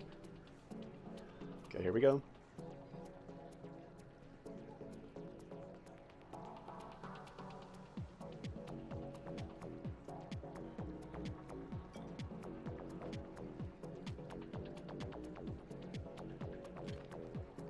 It seems we are fine.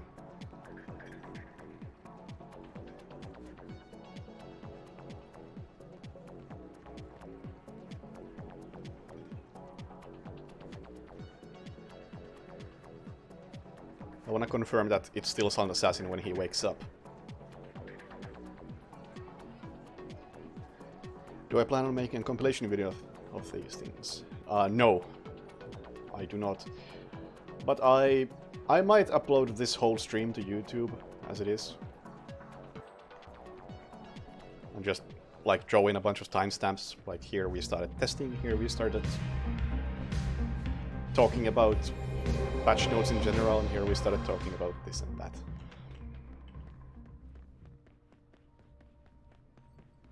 Yeah, just finish the mission, confirm that everything is what it seems to be.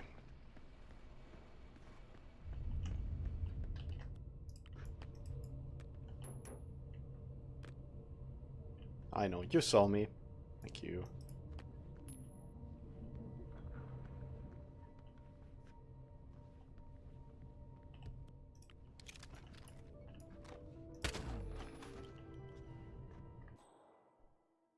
Oh! I'm playing the showstopper.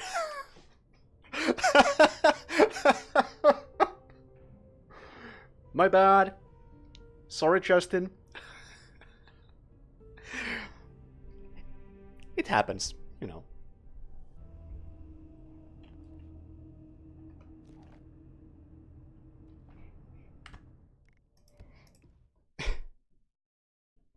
Poor Justin Mills. He's like the best NPC in the game to do tests on. Like him and the guy in Batty's backyard. They're like my two go-to NPCs when I need to try something out. Poor guys. Oh yeah, let's not play the game anymore. Let's go back to this. Oh, where's my camera? My camera is just not there anymore. Hello. Alright, so where were we? We went through the game update. I believe we have gone through the roadmap.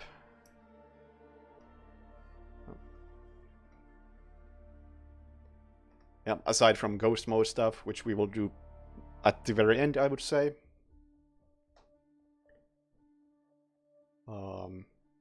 Oh, there's this Miami thing that came out today.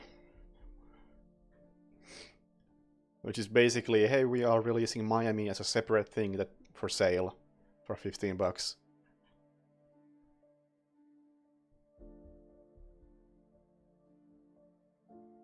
And includes Finish Line, obviously, and The Undying Returns, which, oh yeah, we didn't even talk about this yet.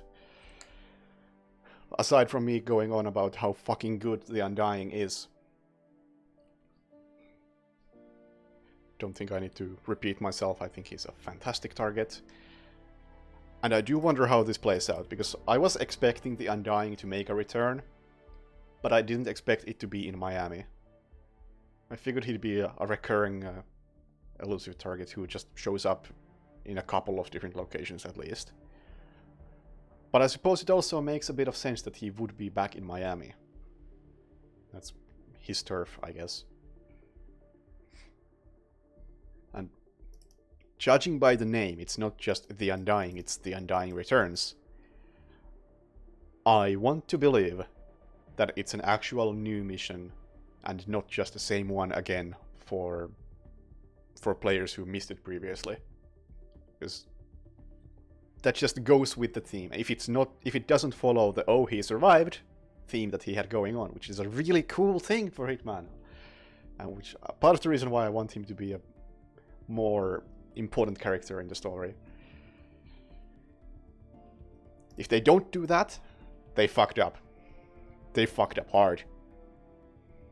But if they do that, then excellent. I want more The Undying. We'll see soon enough. Also, a whole month, which is cool, I guess. And what else do you get? Well, I also get Himmelstein, which is... Yay! I haven't installed Himmelstein because I care so little about Sniper Assassin.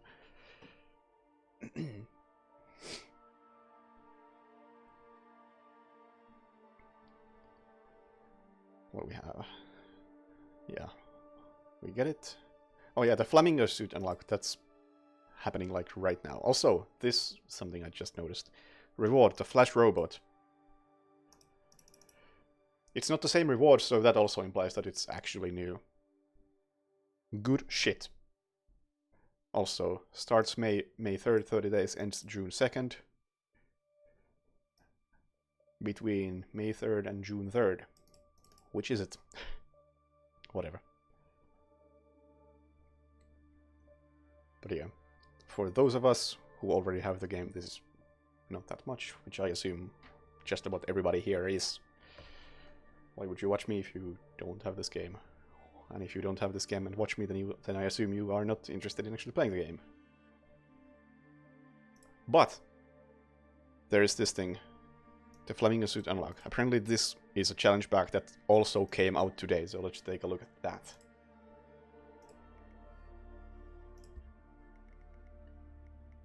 Could have done this while I checked the other challenge pack, but I completely forgot this was even a thing. The Spring Breaker challenge pack. Pacify a target with the didgeridoo. I am not impressed. And you get this thing, which is big whatever from me. Eliminate a target with a wood chipper. I remain unimpressed. Although I like the fact that they are showing Robert here in the picture, because I don't think Robert actually goes anywhere near a wood chipper. So, I guess that's a challenge, I suppose. Throw 2 bags of sugar into the aquariums onto the floor.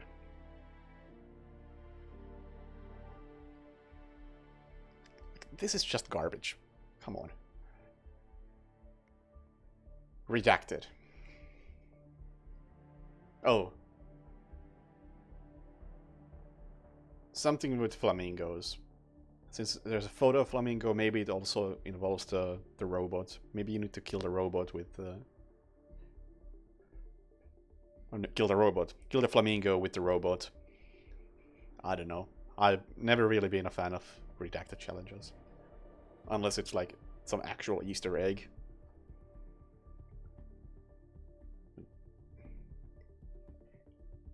If you want it to be difficult for people to unlock this, then include a challenge that's actually difficult to pull off, not a challenge that you don't know what the challenge is. It's kind of a shitty way to handle difficulty. Yeah. Not a big fan of this challenge bag, like the previous one. Typically challenge packs don't interest me all that much. Or rather, they would interest me, but they tend to be kinda bad. This is no exception.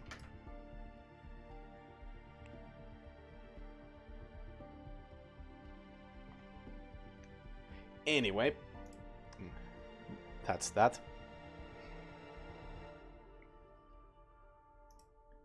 What else do I have here? I have a bunch of shit that I'd assume I don't even have to check out. Oh yeah, another thing that's coming out soon. This is from the live stream. Let's see how it works. We have a new type of elusive target, I want to say. So what we've done is, I say we, some very clever people on the team. What they've done is they've put together an elusive target that's called the Deceivers, and that is a legacy elusive target that combines 2 targets. So you play one mission, but there's 2 previously released elusive targets in Sapienza. So if we look at the 2 targets, we have it's the Congressman and other name escapes me. The Guru, yes. So the Congressman on the left, I think, was one of the first elusive targets in Sapienza. And the Guru was the 17th elusive target. We have a new... So that's the thing that's happening, and this is a good way, I think, or a decent way at least, to handle legacy elusive targets. So I remember back when it was questionable if elusive targets would ever come back in any shape or form. I was thinking that one way they could bring them back in some meaningful way would be that they take like 2 to 4 targets, put them on the same map, and release that as a mission. But you know, this is pretty close. Only difference is that it's still an ET rather than a full mission.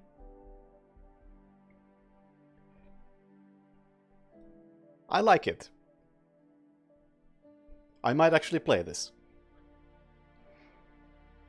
But I do hope that they also steal another idea I have that I've been tossing around a lot, which is that after you're done with all these elusives, maybe just set them on like a 3-day loop. So starting the first day of the month, you have 3 days to complete the Prince. Even if you completed or missed it or failed it previously, you get one chance to complete it during those 3 days. Then after that, on the 4th,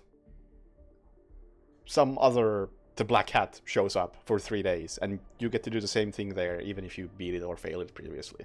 And then you just keep repeating the elusives, 1 per 3 days, and every 3 days, everybody gets a chance to play it once. Because I think that's the most fair way to handle elusives. Because they still remain somewhat elusive, you can't play them all the time, but you know they are always gonna be there.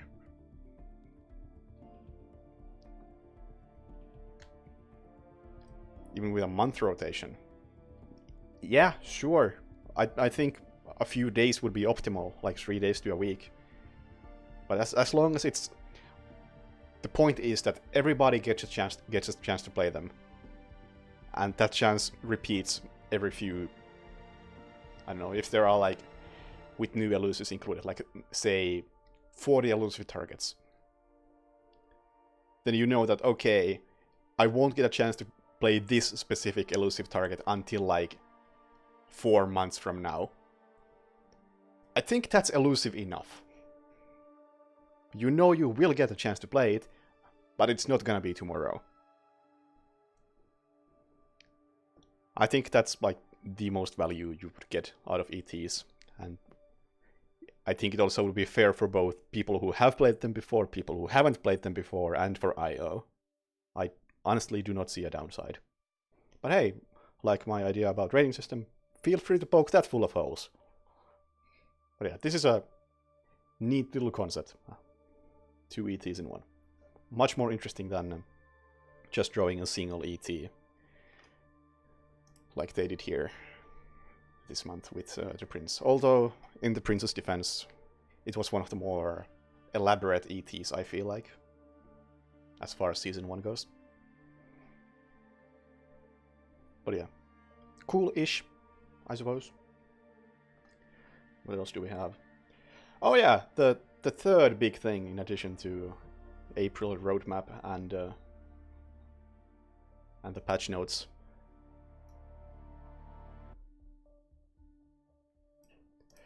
So we have this thing. This big old thing.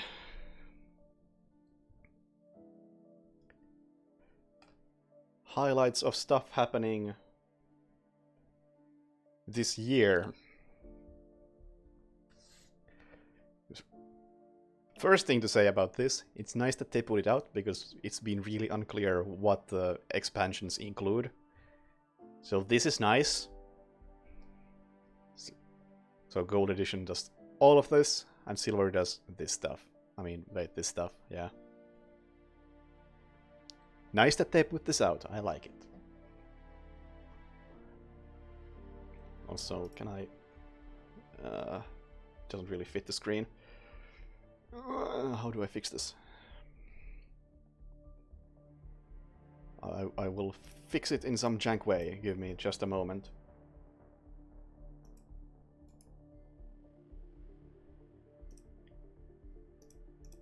I knew there was something I forgot to prepare.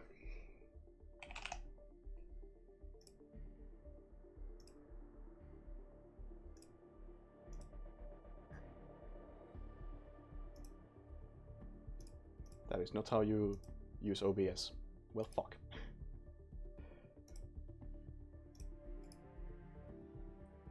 Add image.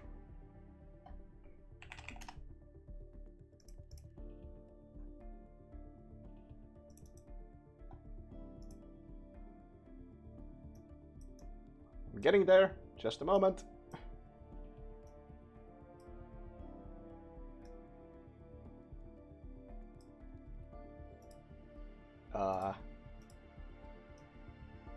It looks at... Oh, wait, I can do this. Ah, cheating. Fuck yeah. There we go. This will do. I'm sure the chat looks absolutely awful on stream right now, but we'll manage. I trust you.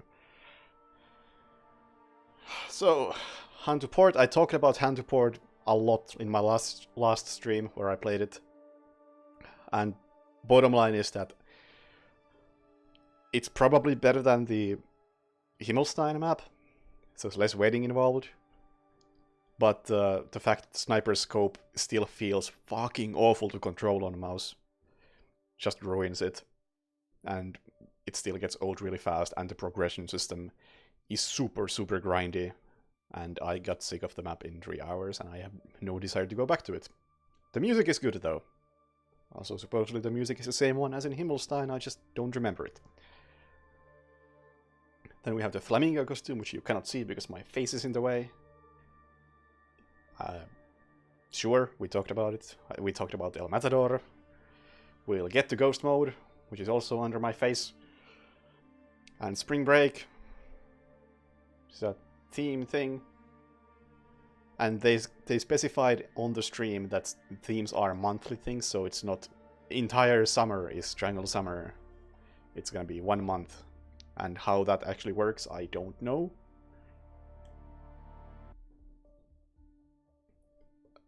But apparently, like, Spring Break involves release of Miami as a separate thing.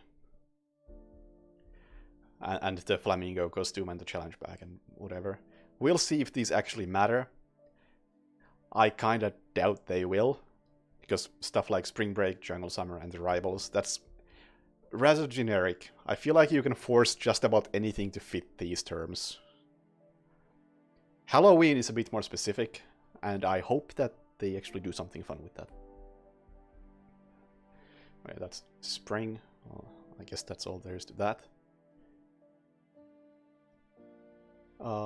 Also, I just realized you can't see me move my mouse around because I'm capturing an image and not the browser. Well done, me. I was pointing around at the bottom of the screen where the themes are. Anyway, in the summer, the bank, new location. They haven't said much about it, but there is a clip I would like to play. Because there is potentially footage of the bank out there already, but it might just be a test area.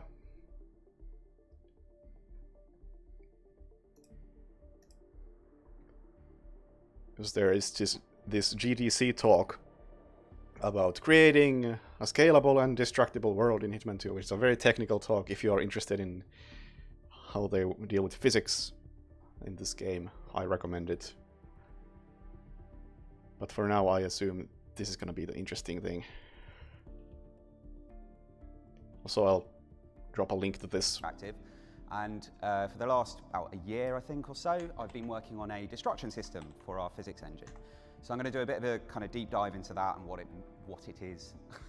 So first, though, I'm going to show you a little demo of what it can do. Don't worry, there's programmer art coming later that you can see. This is actually going to look good. So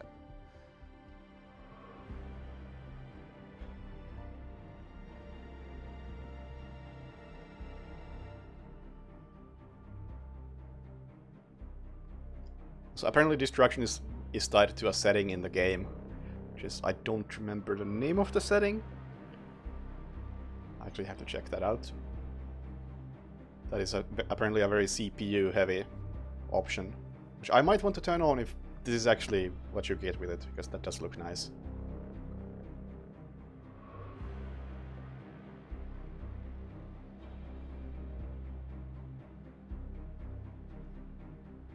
But mostly it seems to affect audio.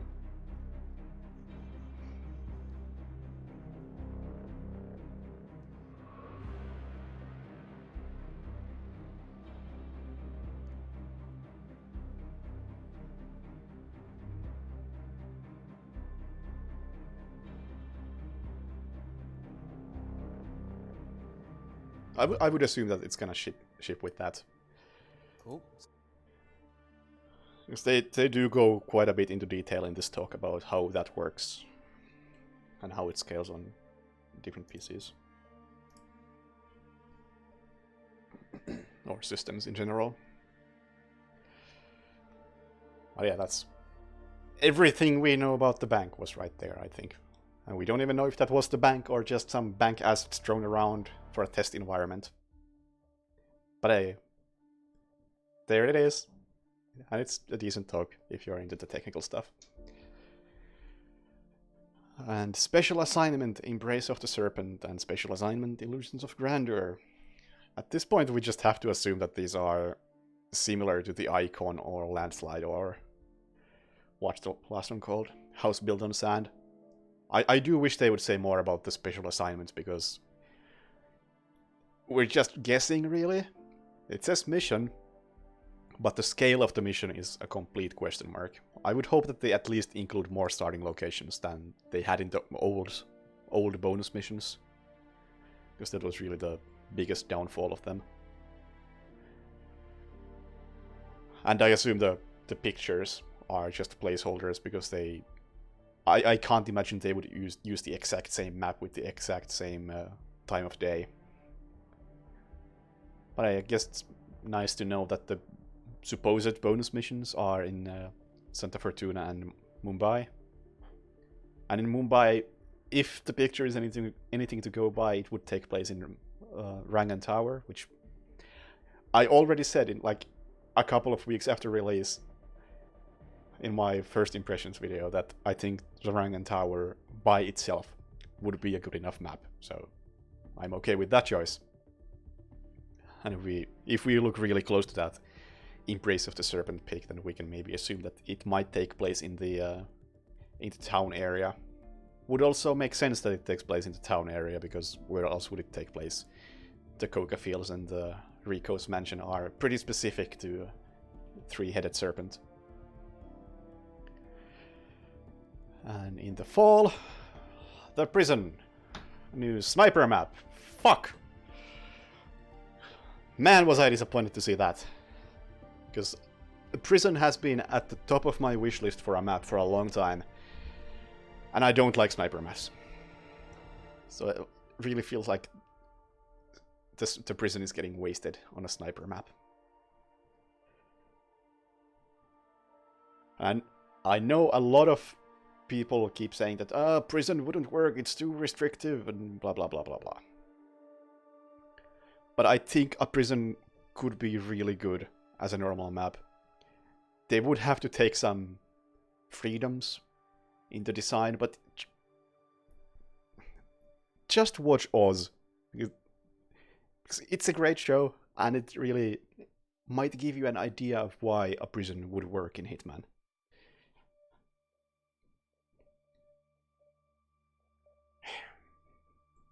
What a waste.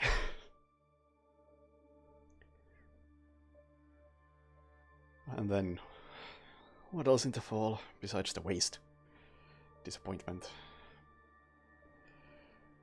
Outfit and an antique knife. You know, I'm all for the El Matador for being an unlockable, and the way it was unlocked was good. Because you can actually go for it that in specific, and unlocking it requires Sound Assassin, so it's a challenge. It feels like a reward. It looks like a reward.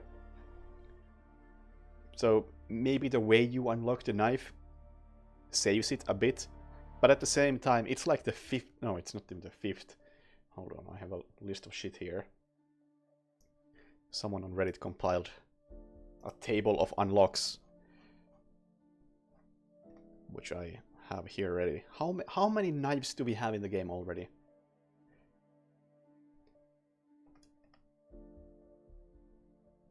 And it says antique knife, so we can assume that it's probably not gonna be concealable or, you know, legal.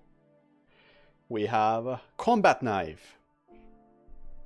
We have concealable knife. Okay, that one actually sounds like it's a better knife, so let's not count that. It's the knife that obsoletes all of this other shit.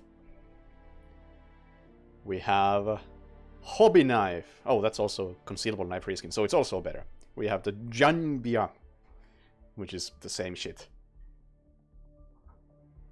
We have the sacrificial knife. Oh, it's only the fourth knife. Wow, I'm impressed. I was wrong. Only the fourth knife if we exclude the knives that are actually good. It's the fourth bad knife. Yay. Do I not speedrun Hitman anymore? I do occasionally. Not this Hitman though. I'm rather sick of it in a sense, which is why I'm doing this. Because I still love talking about it and I have hot takes on just about everything. And then Ghost Mode comes to Mumbai. Okay. And then later in the fall, the resort. Nothing to say about that at this point. Same with the special assignments. Except that I feel like they are gonna fuck up if they don't do the Halloween theme in Wilton Creek and go full on Halloween the movie. Sadly, Halloween the movie is not a Warner Bros. Property, so that's not gonna happen, but Friday the 13th? Something? Something like that should happen. There's room for some unique gameplay elements in that I would love to see. Just go fucking nuts with it, the Halloween theme and Wilton Creek. Make a map that really stands out. I hope that happens. But I'll try to keep my expectations low.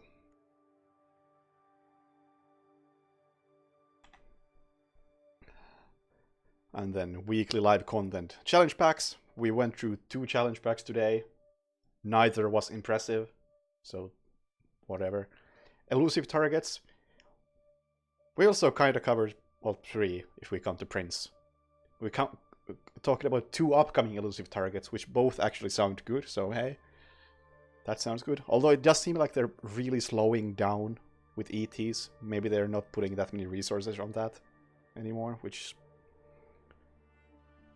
I would call odd, but I don't have the stats they have, so I don't know how popular they actually are. But yeah, there really hasn't been that many ETs in Hitman 2. Plenty of legacy stuff, though. Not even plenty of that, just a couple of that as well. Community escalations.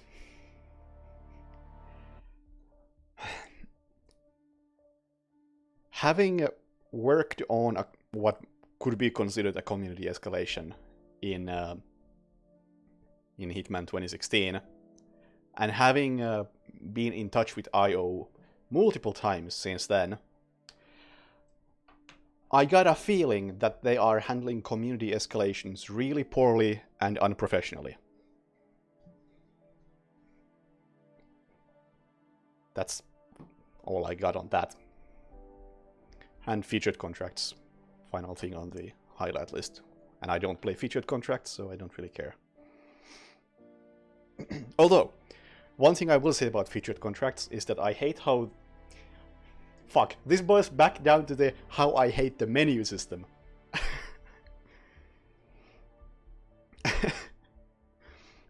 But they are doing some sort of themes in the featured contracts, like they had one about fiber wires and tape measures and strangulation kills, and they had one about accident kills and that sort of thing. But none of that stuff is reflected at all in the game. And I think it's a wasted opportunity. You're not really feeling the teams? You mean for the featured contracts? Because I don't feel strongly about that either way. But I feel like they could possibly get more out of them if they at least had it properly shown in here. But it's like featured contracts, and then you have a fuckload of contracts here that don't seem to have anything to do with one another in any way. If they at least like had some sort of filtering system here, so you could set by, okay, these are, I assume it's these 5, are ghost themed contracts. So have those as 5 ghost themed contracts in here. So I know which ones are in that pack. I can maybe look forward to playing one pack at a time. And maybe just like have a filter so I can search them by location. Seems like kind of basic stuff, but it's not here. And they are wasting that whole theme idea that they have going on by not actually having any of that in the game. Seems like such an obvious thing to do that they are not doing anything with. UI needs streamlining to be efficient. UI needs a complete redo from scratch. I've said this for forever. I will keep repeating it. Because the 2 things I will never shut up about are the rating system, it's trash, and the menus, UI, trash. I don't think they're ever gonna fix either, so I will keep complaining. I know I'm talking to a wall, but god damn it, who can stop me?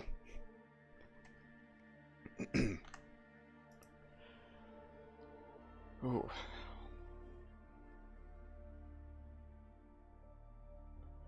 Is there anything else? I feel like I'm finally done with all this shit.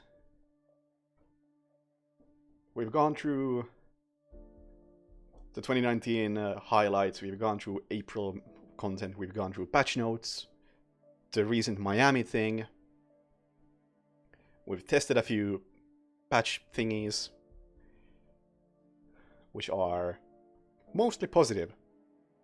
I'm a bit surprised, but I'm happy. And the new ET thing. And oh yeah, one thing I wanted to like just mention, because these sniper maps, this is completely unrelated to anything. I've just a thing I've been thinking about. And it's the sniper maps. I was wondering, why are they a thing? And then I realized that whenever at least I, personally, when I use a sniper rifle in this game, there are 2 possible ways I use it. Either A, I shoot something close to a target, like an explosive or a chandelier or something. I don't actually go for a sniper kill. And 2, I want to get the sniper assassin challenge, and usually that involves me basically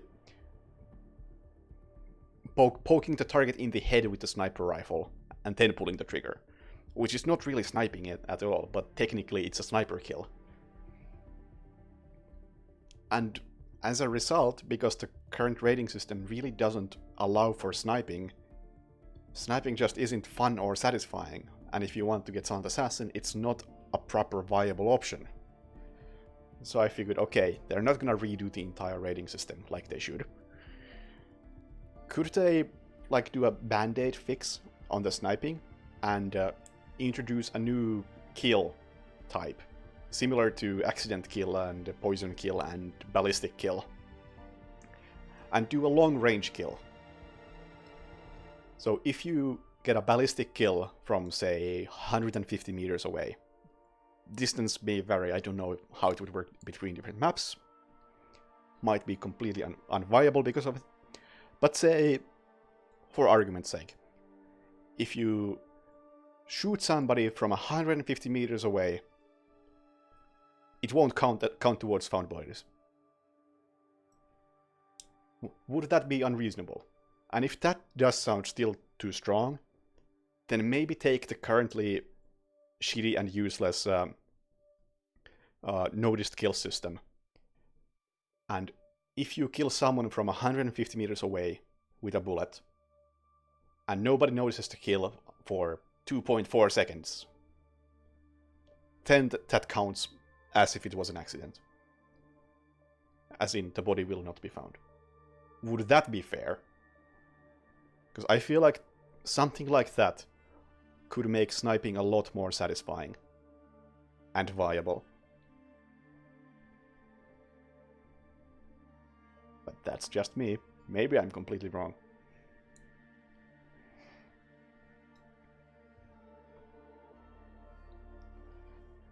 Sounds like a great idea that IO will ignore anyway. Yeah, that's my job in this Hitman ecosystem.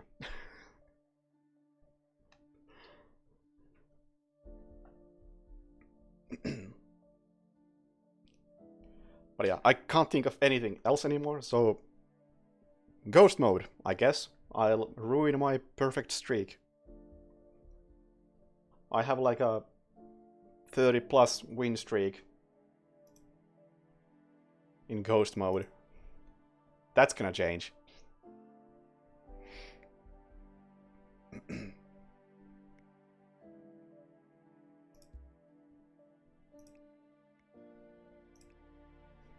So stream snipe me and fuck me up.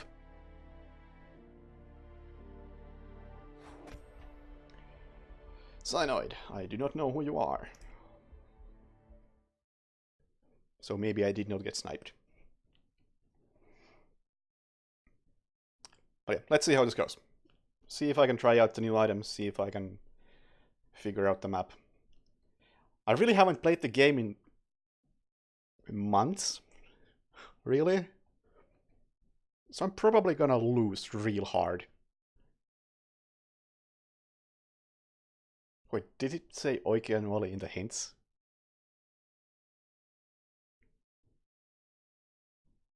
I wasn't reading the hints. Also, let's do this. 3, 2, 1. Wow. Eliminate the target. Coin, fire extinguisher. I'll take the coin. Thank you very much. Actually, I should have gone with the kitchen knife. That door is open.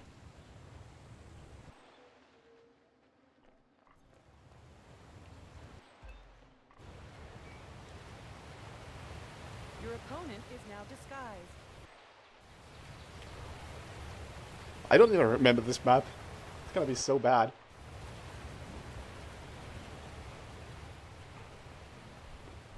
It's gonna be great. I just talked for like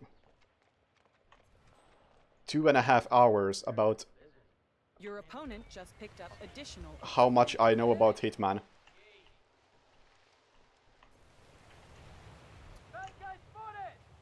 Try to seem like I know my shit, and then I start playing, and I just get my shit kicked in. You killed a non-target. Your opponent just picked up additional equipment. You killed a non-target.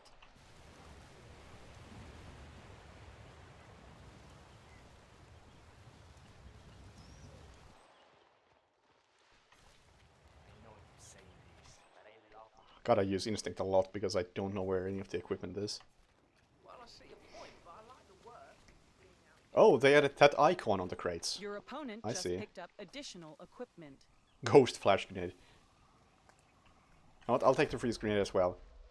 Actually has a unique icon, so I guess that's cool.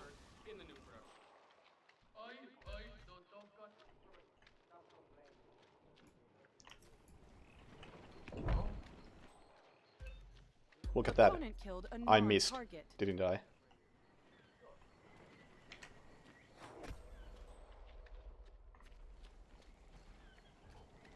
Your opponent just picked up additional Hold on. equipment.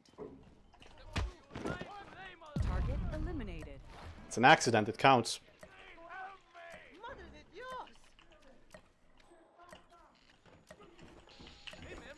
Alright, Kill. I can't take that disguise. Score 1-0. Next target in 10 seconds. Your opponent killed Oh, the target. tranquilizer gun is gonna be so strong at this 4, point. 3, Holy shit. 1. Score 1-1. All even. Move carefully. Because the tranquilizer gun doesn't count as found bodies. Your opponent That's gonna just be picked so up a fucking weapon. strong. Oh my god.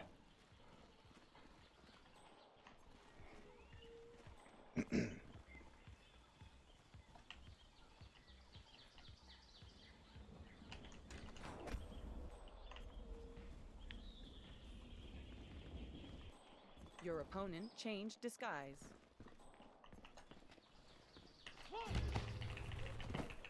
God, release that person right now!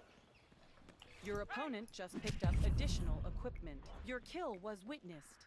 Darn. Hey, are you there? Somebody just got killed. There's a Next killer on the target rock in 10 seconds. 9, Took a bit of a risk there. 7, Did 6, not pay off. 5, 4, 3, 2, 1. New target. Find and eliminate. Well, that sucks for me.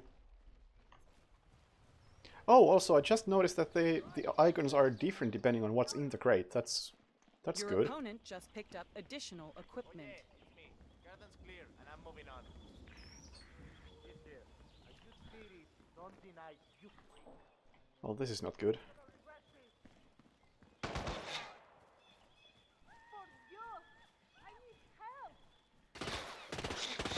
This is extremely not good.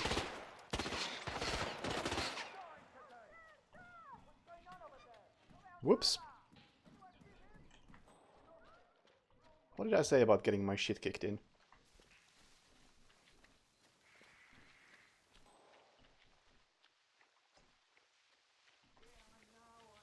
Your opponent just picked up additional equipment.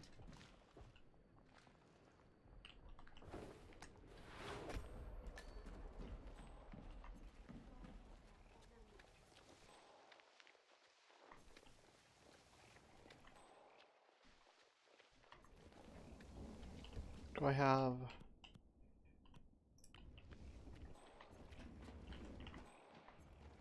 Is he about to leave? Nothing personal. Your opponent killed the target. State of the nation, man. Excuse me? This is a private area. You were losing. Oh! Assert yourself. I didn't think he would get that. Score 1-2. Okay, I... Target will be lost in 10 seconds. 7, 6, 5, 4, 3. Target eliminated. 1. New target. Find and eliminate. I'll take this. Clean kill. Score 2-2. All even. Yep. Move carefully. They never saw the body, so it counts. Your opponent changed disguise.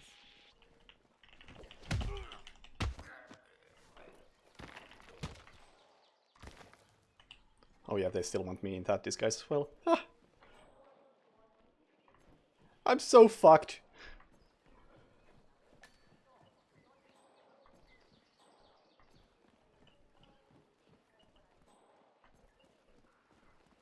Your opponent just picked up additional equipment. I'm so fucked, but still somehow kinda in there.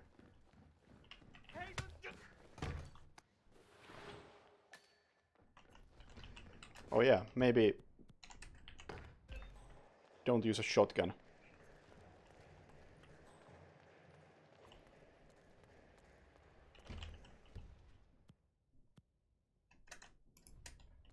What the fuck is that?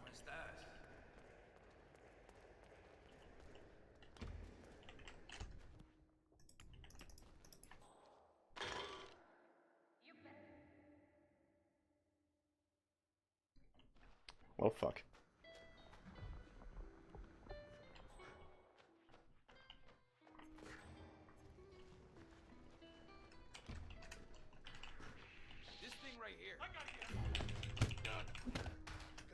are you doing, Cole? I can't punch him. That sucks. Fucking hell! Location was I couldn't punch this guy, so I just figured... Ah! I don't agree with how that played out.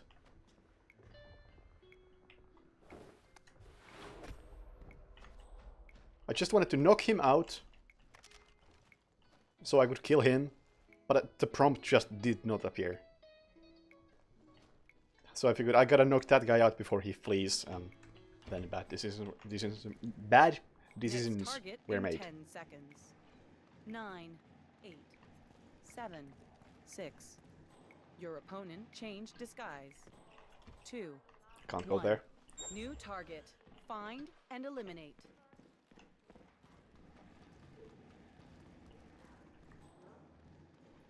What even is the best way to get there?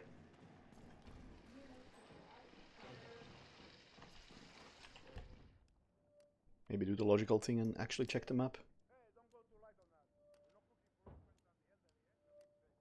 Is there... Does this staircase lead where I hope it leads?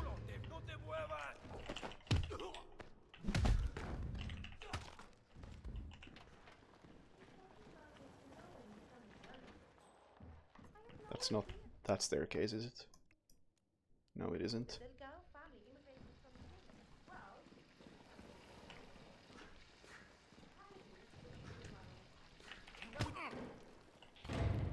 Someone, por favor, ya pa.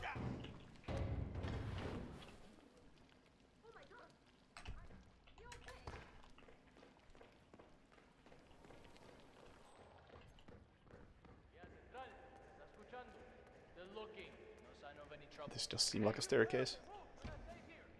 Yes. But dear lord, am I playing poorly.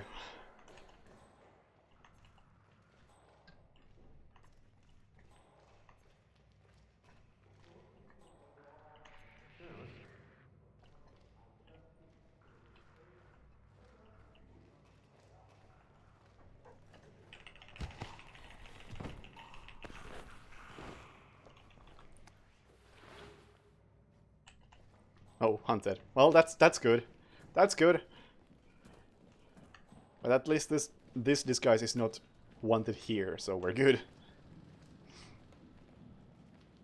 So is there just no music in Ghost Your mode? opponent just picked up 'Cause additional. I'm fairly sure I have music enabled. Because I just checked the audio settings.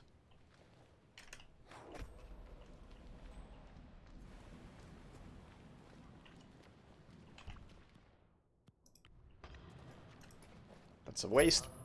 Ah, that was too late anyway. Don't worry about it. So hoping to get him close to the ledge so I could push him, because that's always a guaranteed unnoticed kill. But this works too.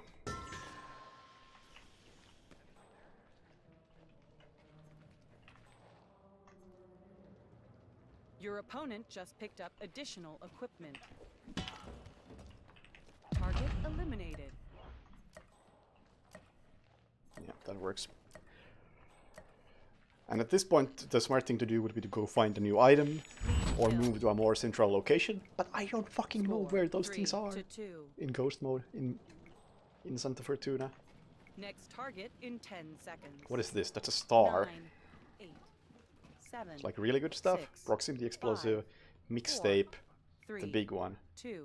Your opponent These killed all the target. kinda suck. Opponent's kill was witnessed. New target. Find and eliminate.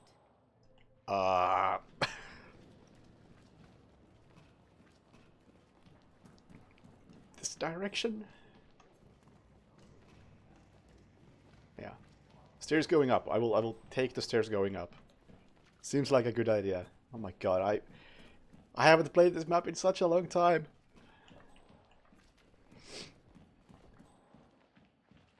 Well, shit. Oh shit, these guys know who I am. This is where I fucked up.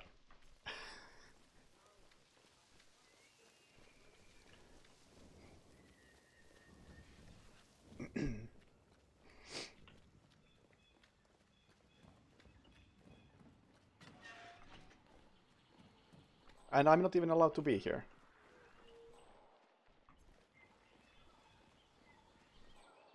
This is all really good stuff.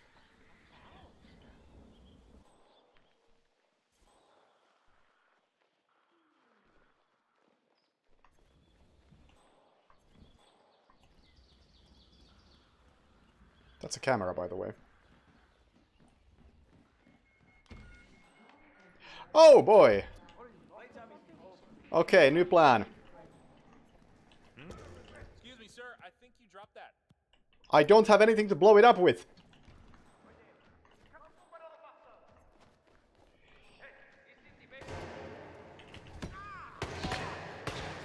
Your opponent changed disguise. Yeah.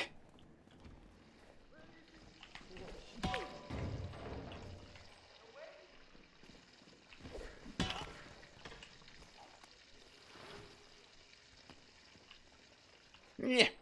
Your opponent changed disguise. I could take the guards' guns, but it's too late now. I thought I had the silenced shotgun in here nearby.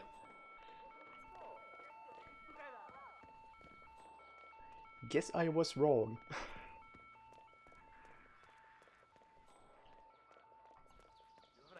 And now I can't really reasonably knock these guys out. Oh my god, what a disaster!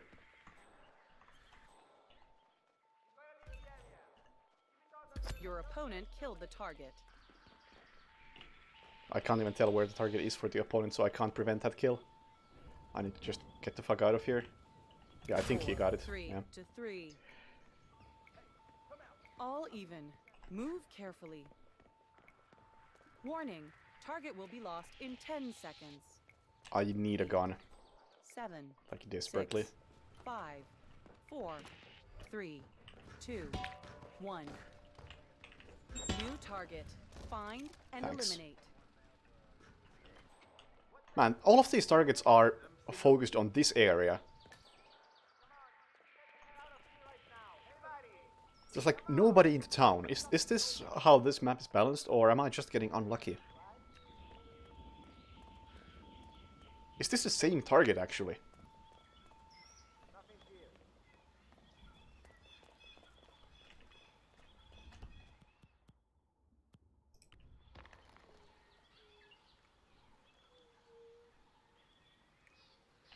Your opponent just picked up additional equipment.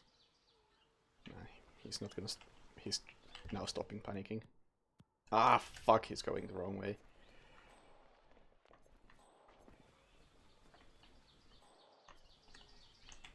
Your opponent killed the target. What's that? You are losing. Assert yourself. I don't even care. Just going through the Score motions here. 3 to 4. Your opponent has almost won. Time to take some chances. 9. Target eliminated. Time to 6, check some chances. 5, Well, I have a propane 4, canister. 3, 2, 1. New target. Find and eliminate. Clean kill. Score 4 to 4. Final target.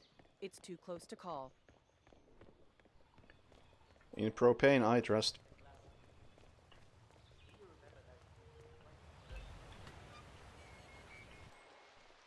Where the fuck is he?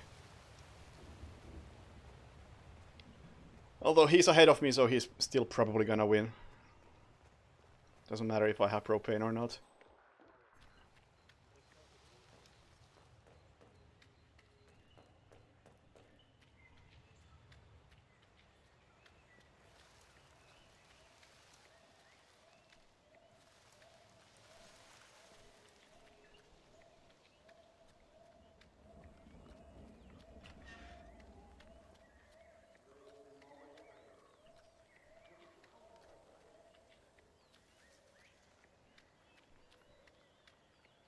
Yeah, that's an easy kill.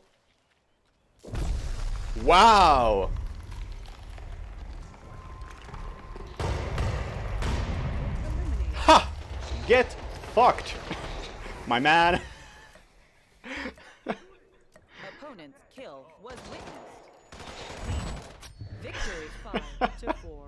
That was a close call. It should not have been as close as it was.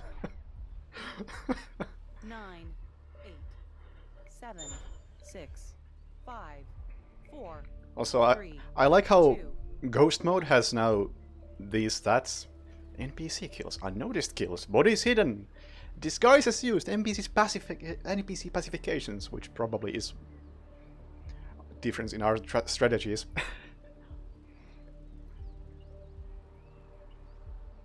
Yeah. None of the other game modes that could really use stats like this have them, but Ghost Mode? Here! Have them. Ooh.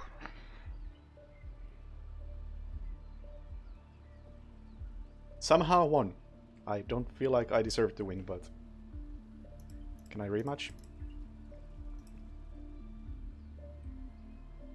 I take that as a no, because nothing happened when I hit rematch. Not the most elegant option, I'd say.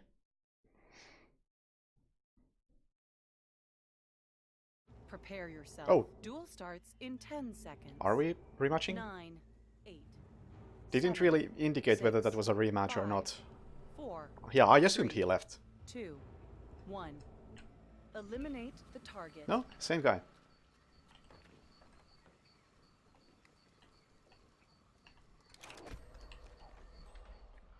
Between those options, yeah, the striker. Your opponent just picked up a weapon. This is not gonna be pretty. You killed a non-target. You killed a non-target. You killed a non-target.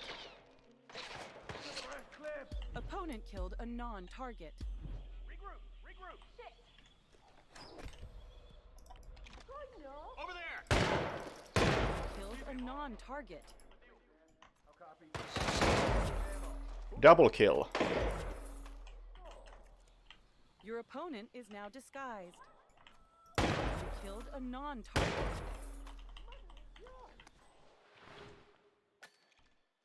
Opponent killed a non-target. Oh, did they actually spot me?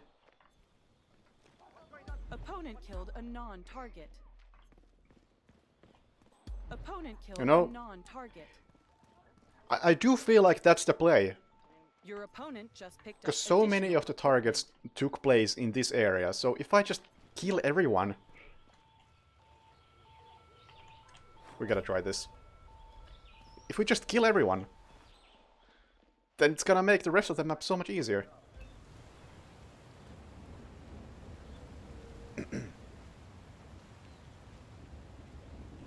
And it's 0-0. There's his score doesn't even matter, but my score is 0, so it doesn't matter if I just kill everybody. There's no penalty. Your opponent just picked up additional equipment.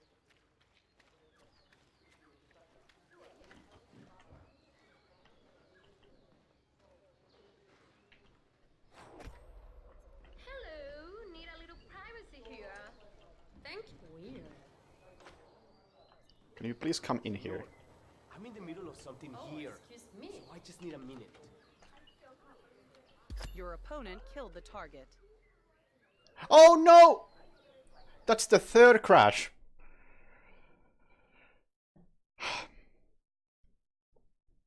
The game seems to be crashing a lot more than it used to.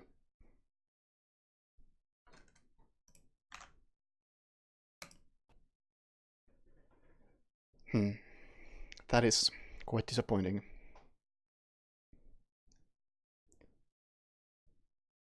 But I think that's also a good ending point for this stream. We got through everything, the roadmaps, the content highlights, the patch notes, tested some of the shit. Positively surprised by that.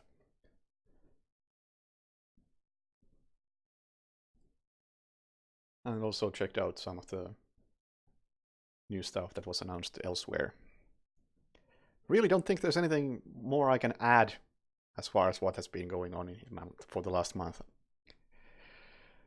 So yeah, I don't know if I'll do this again, like next month when the next patch hits.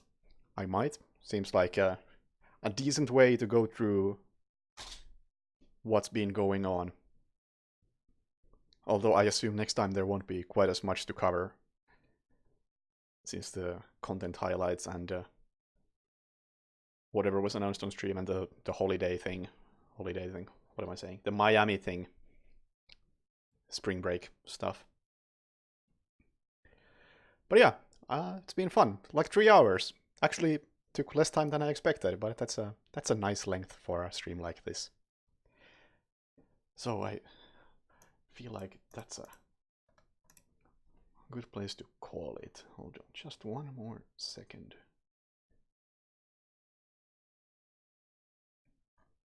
Yeah.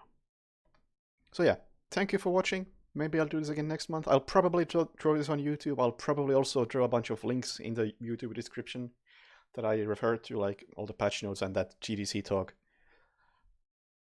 But yeah, see you in the future.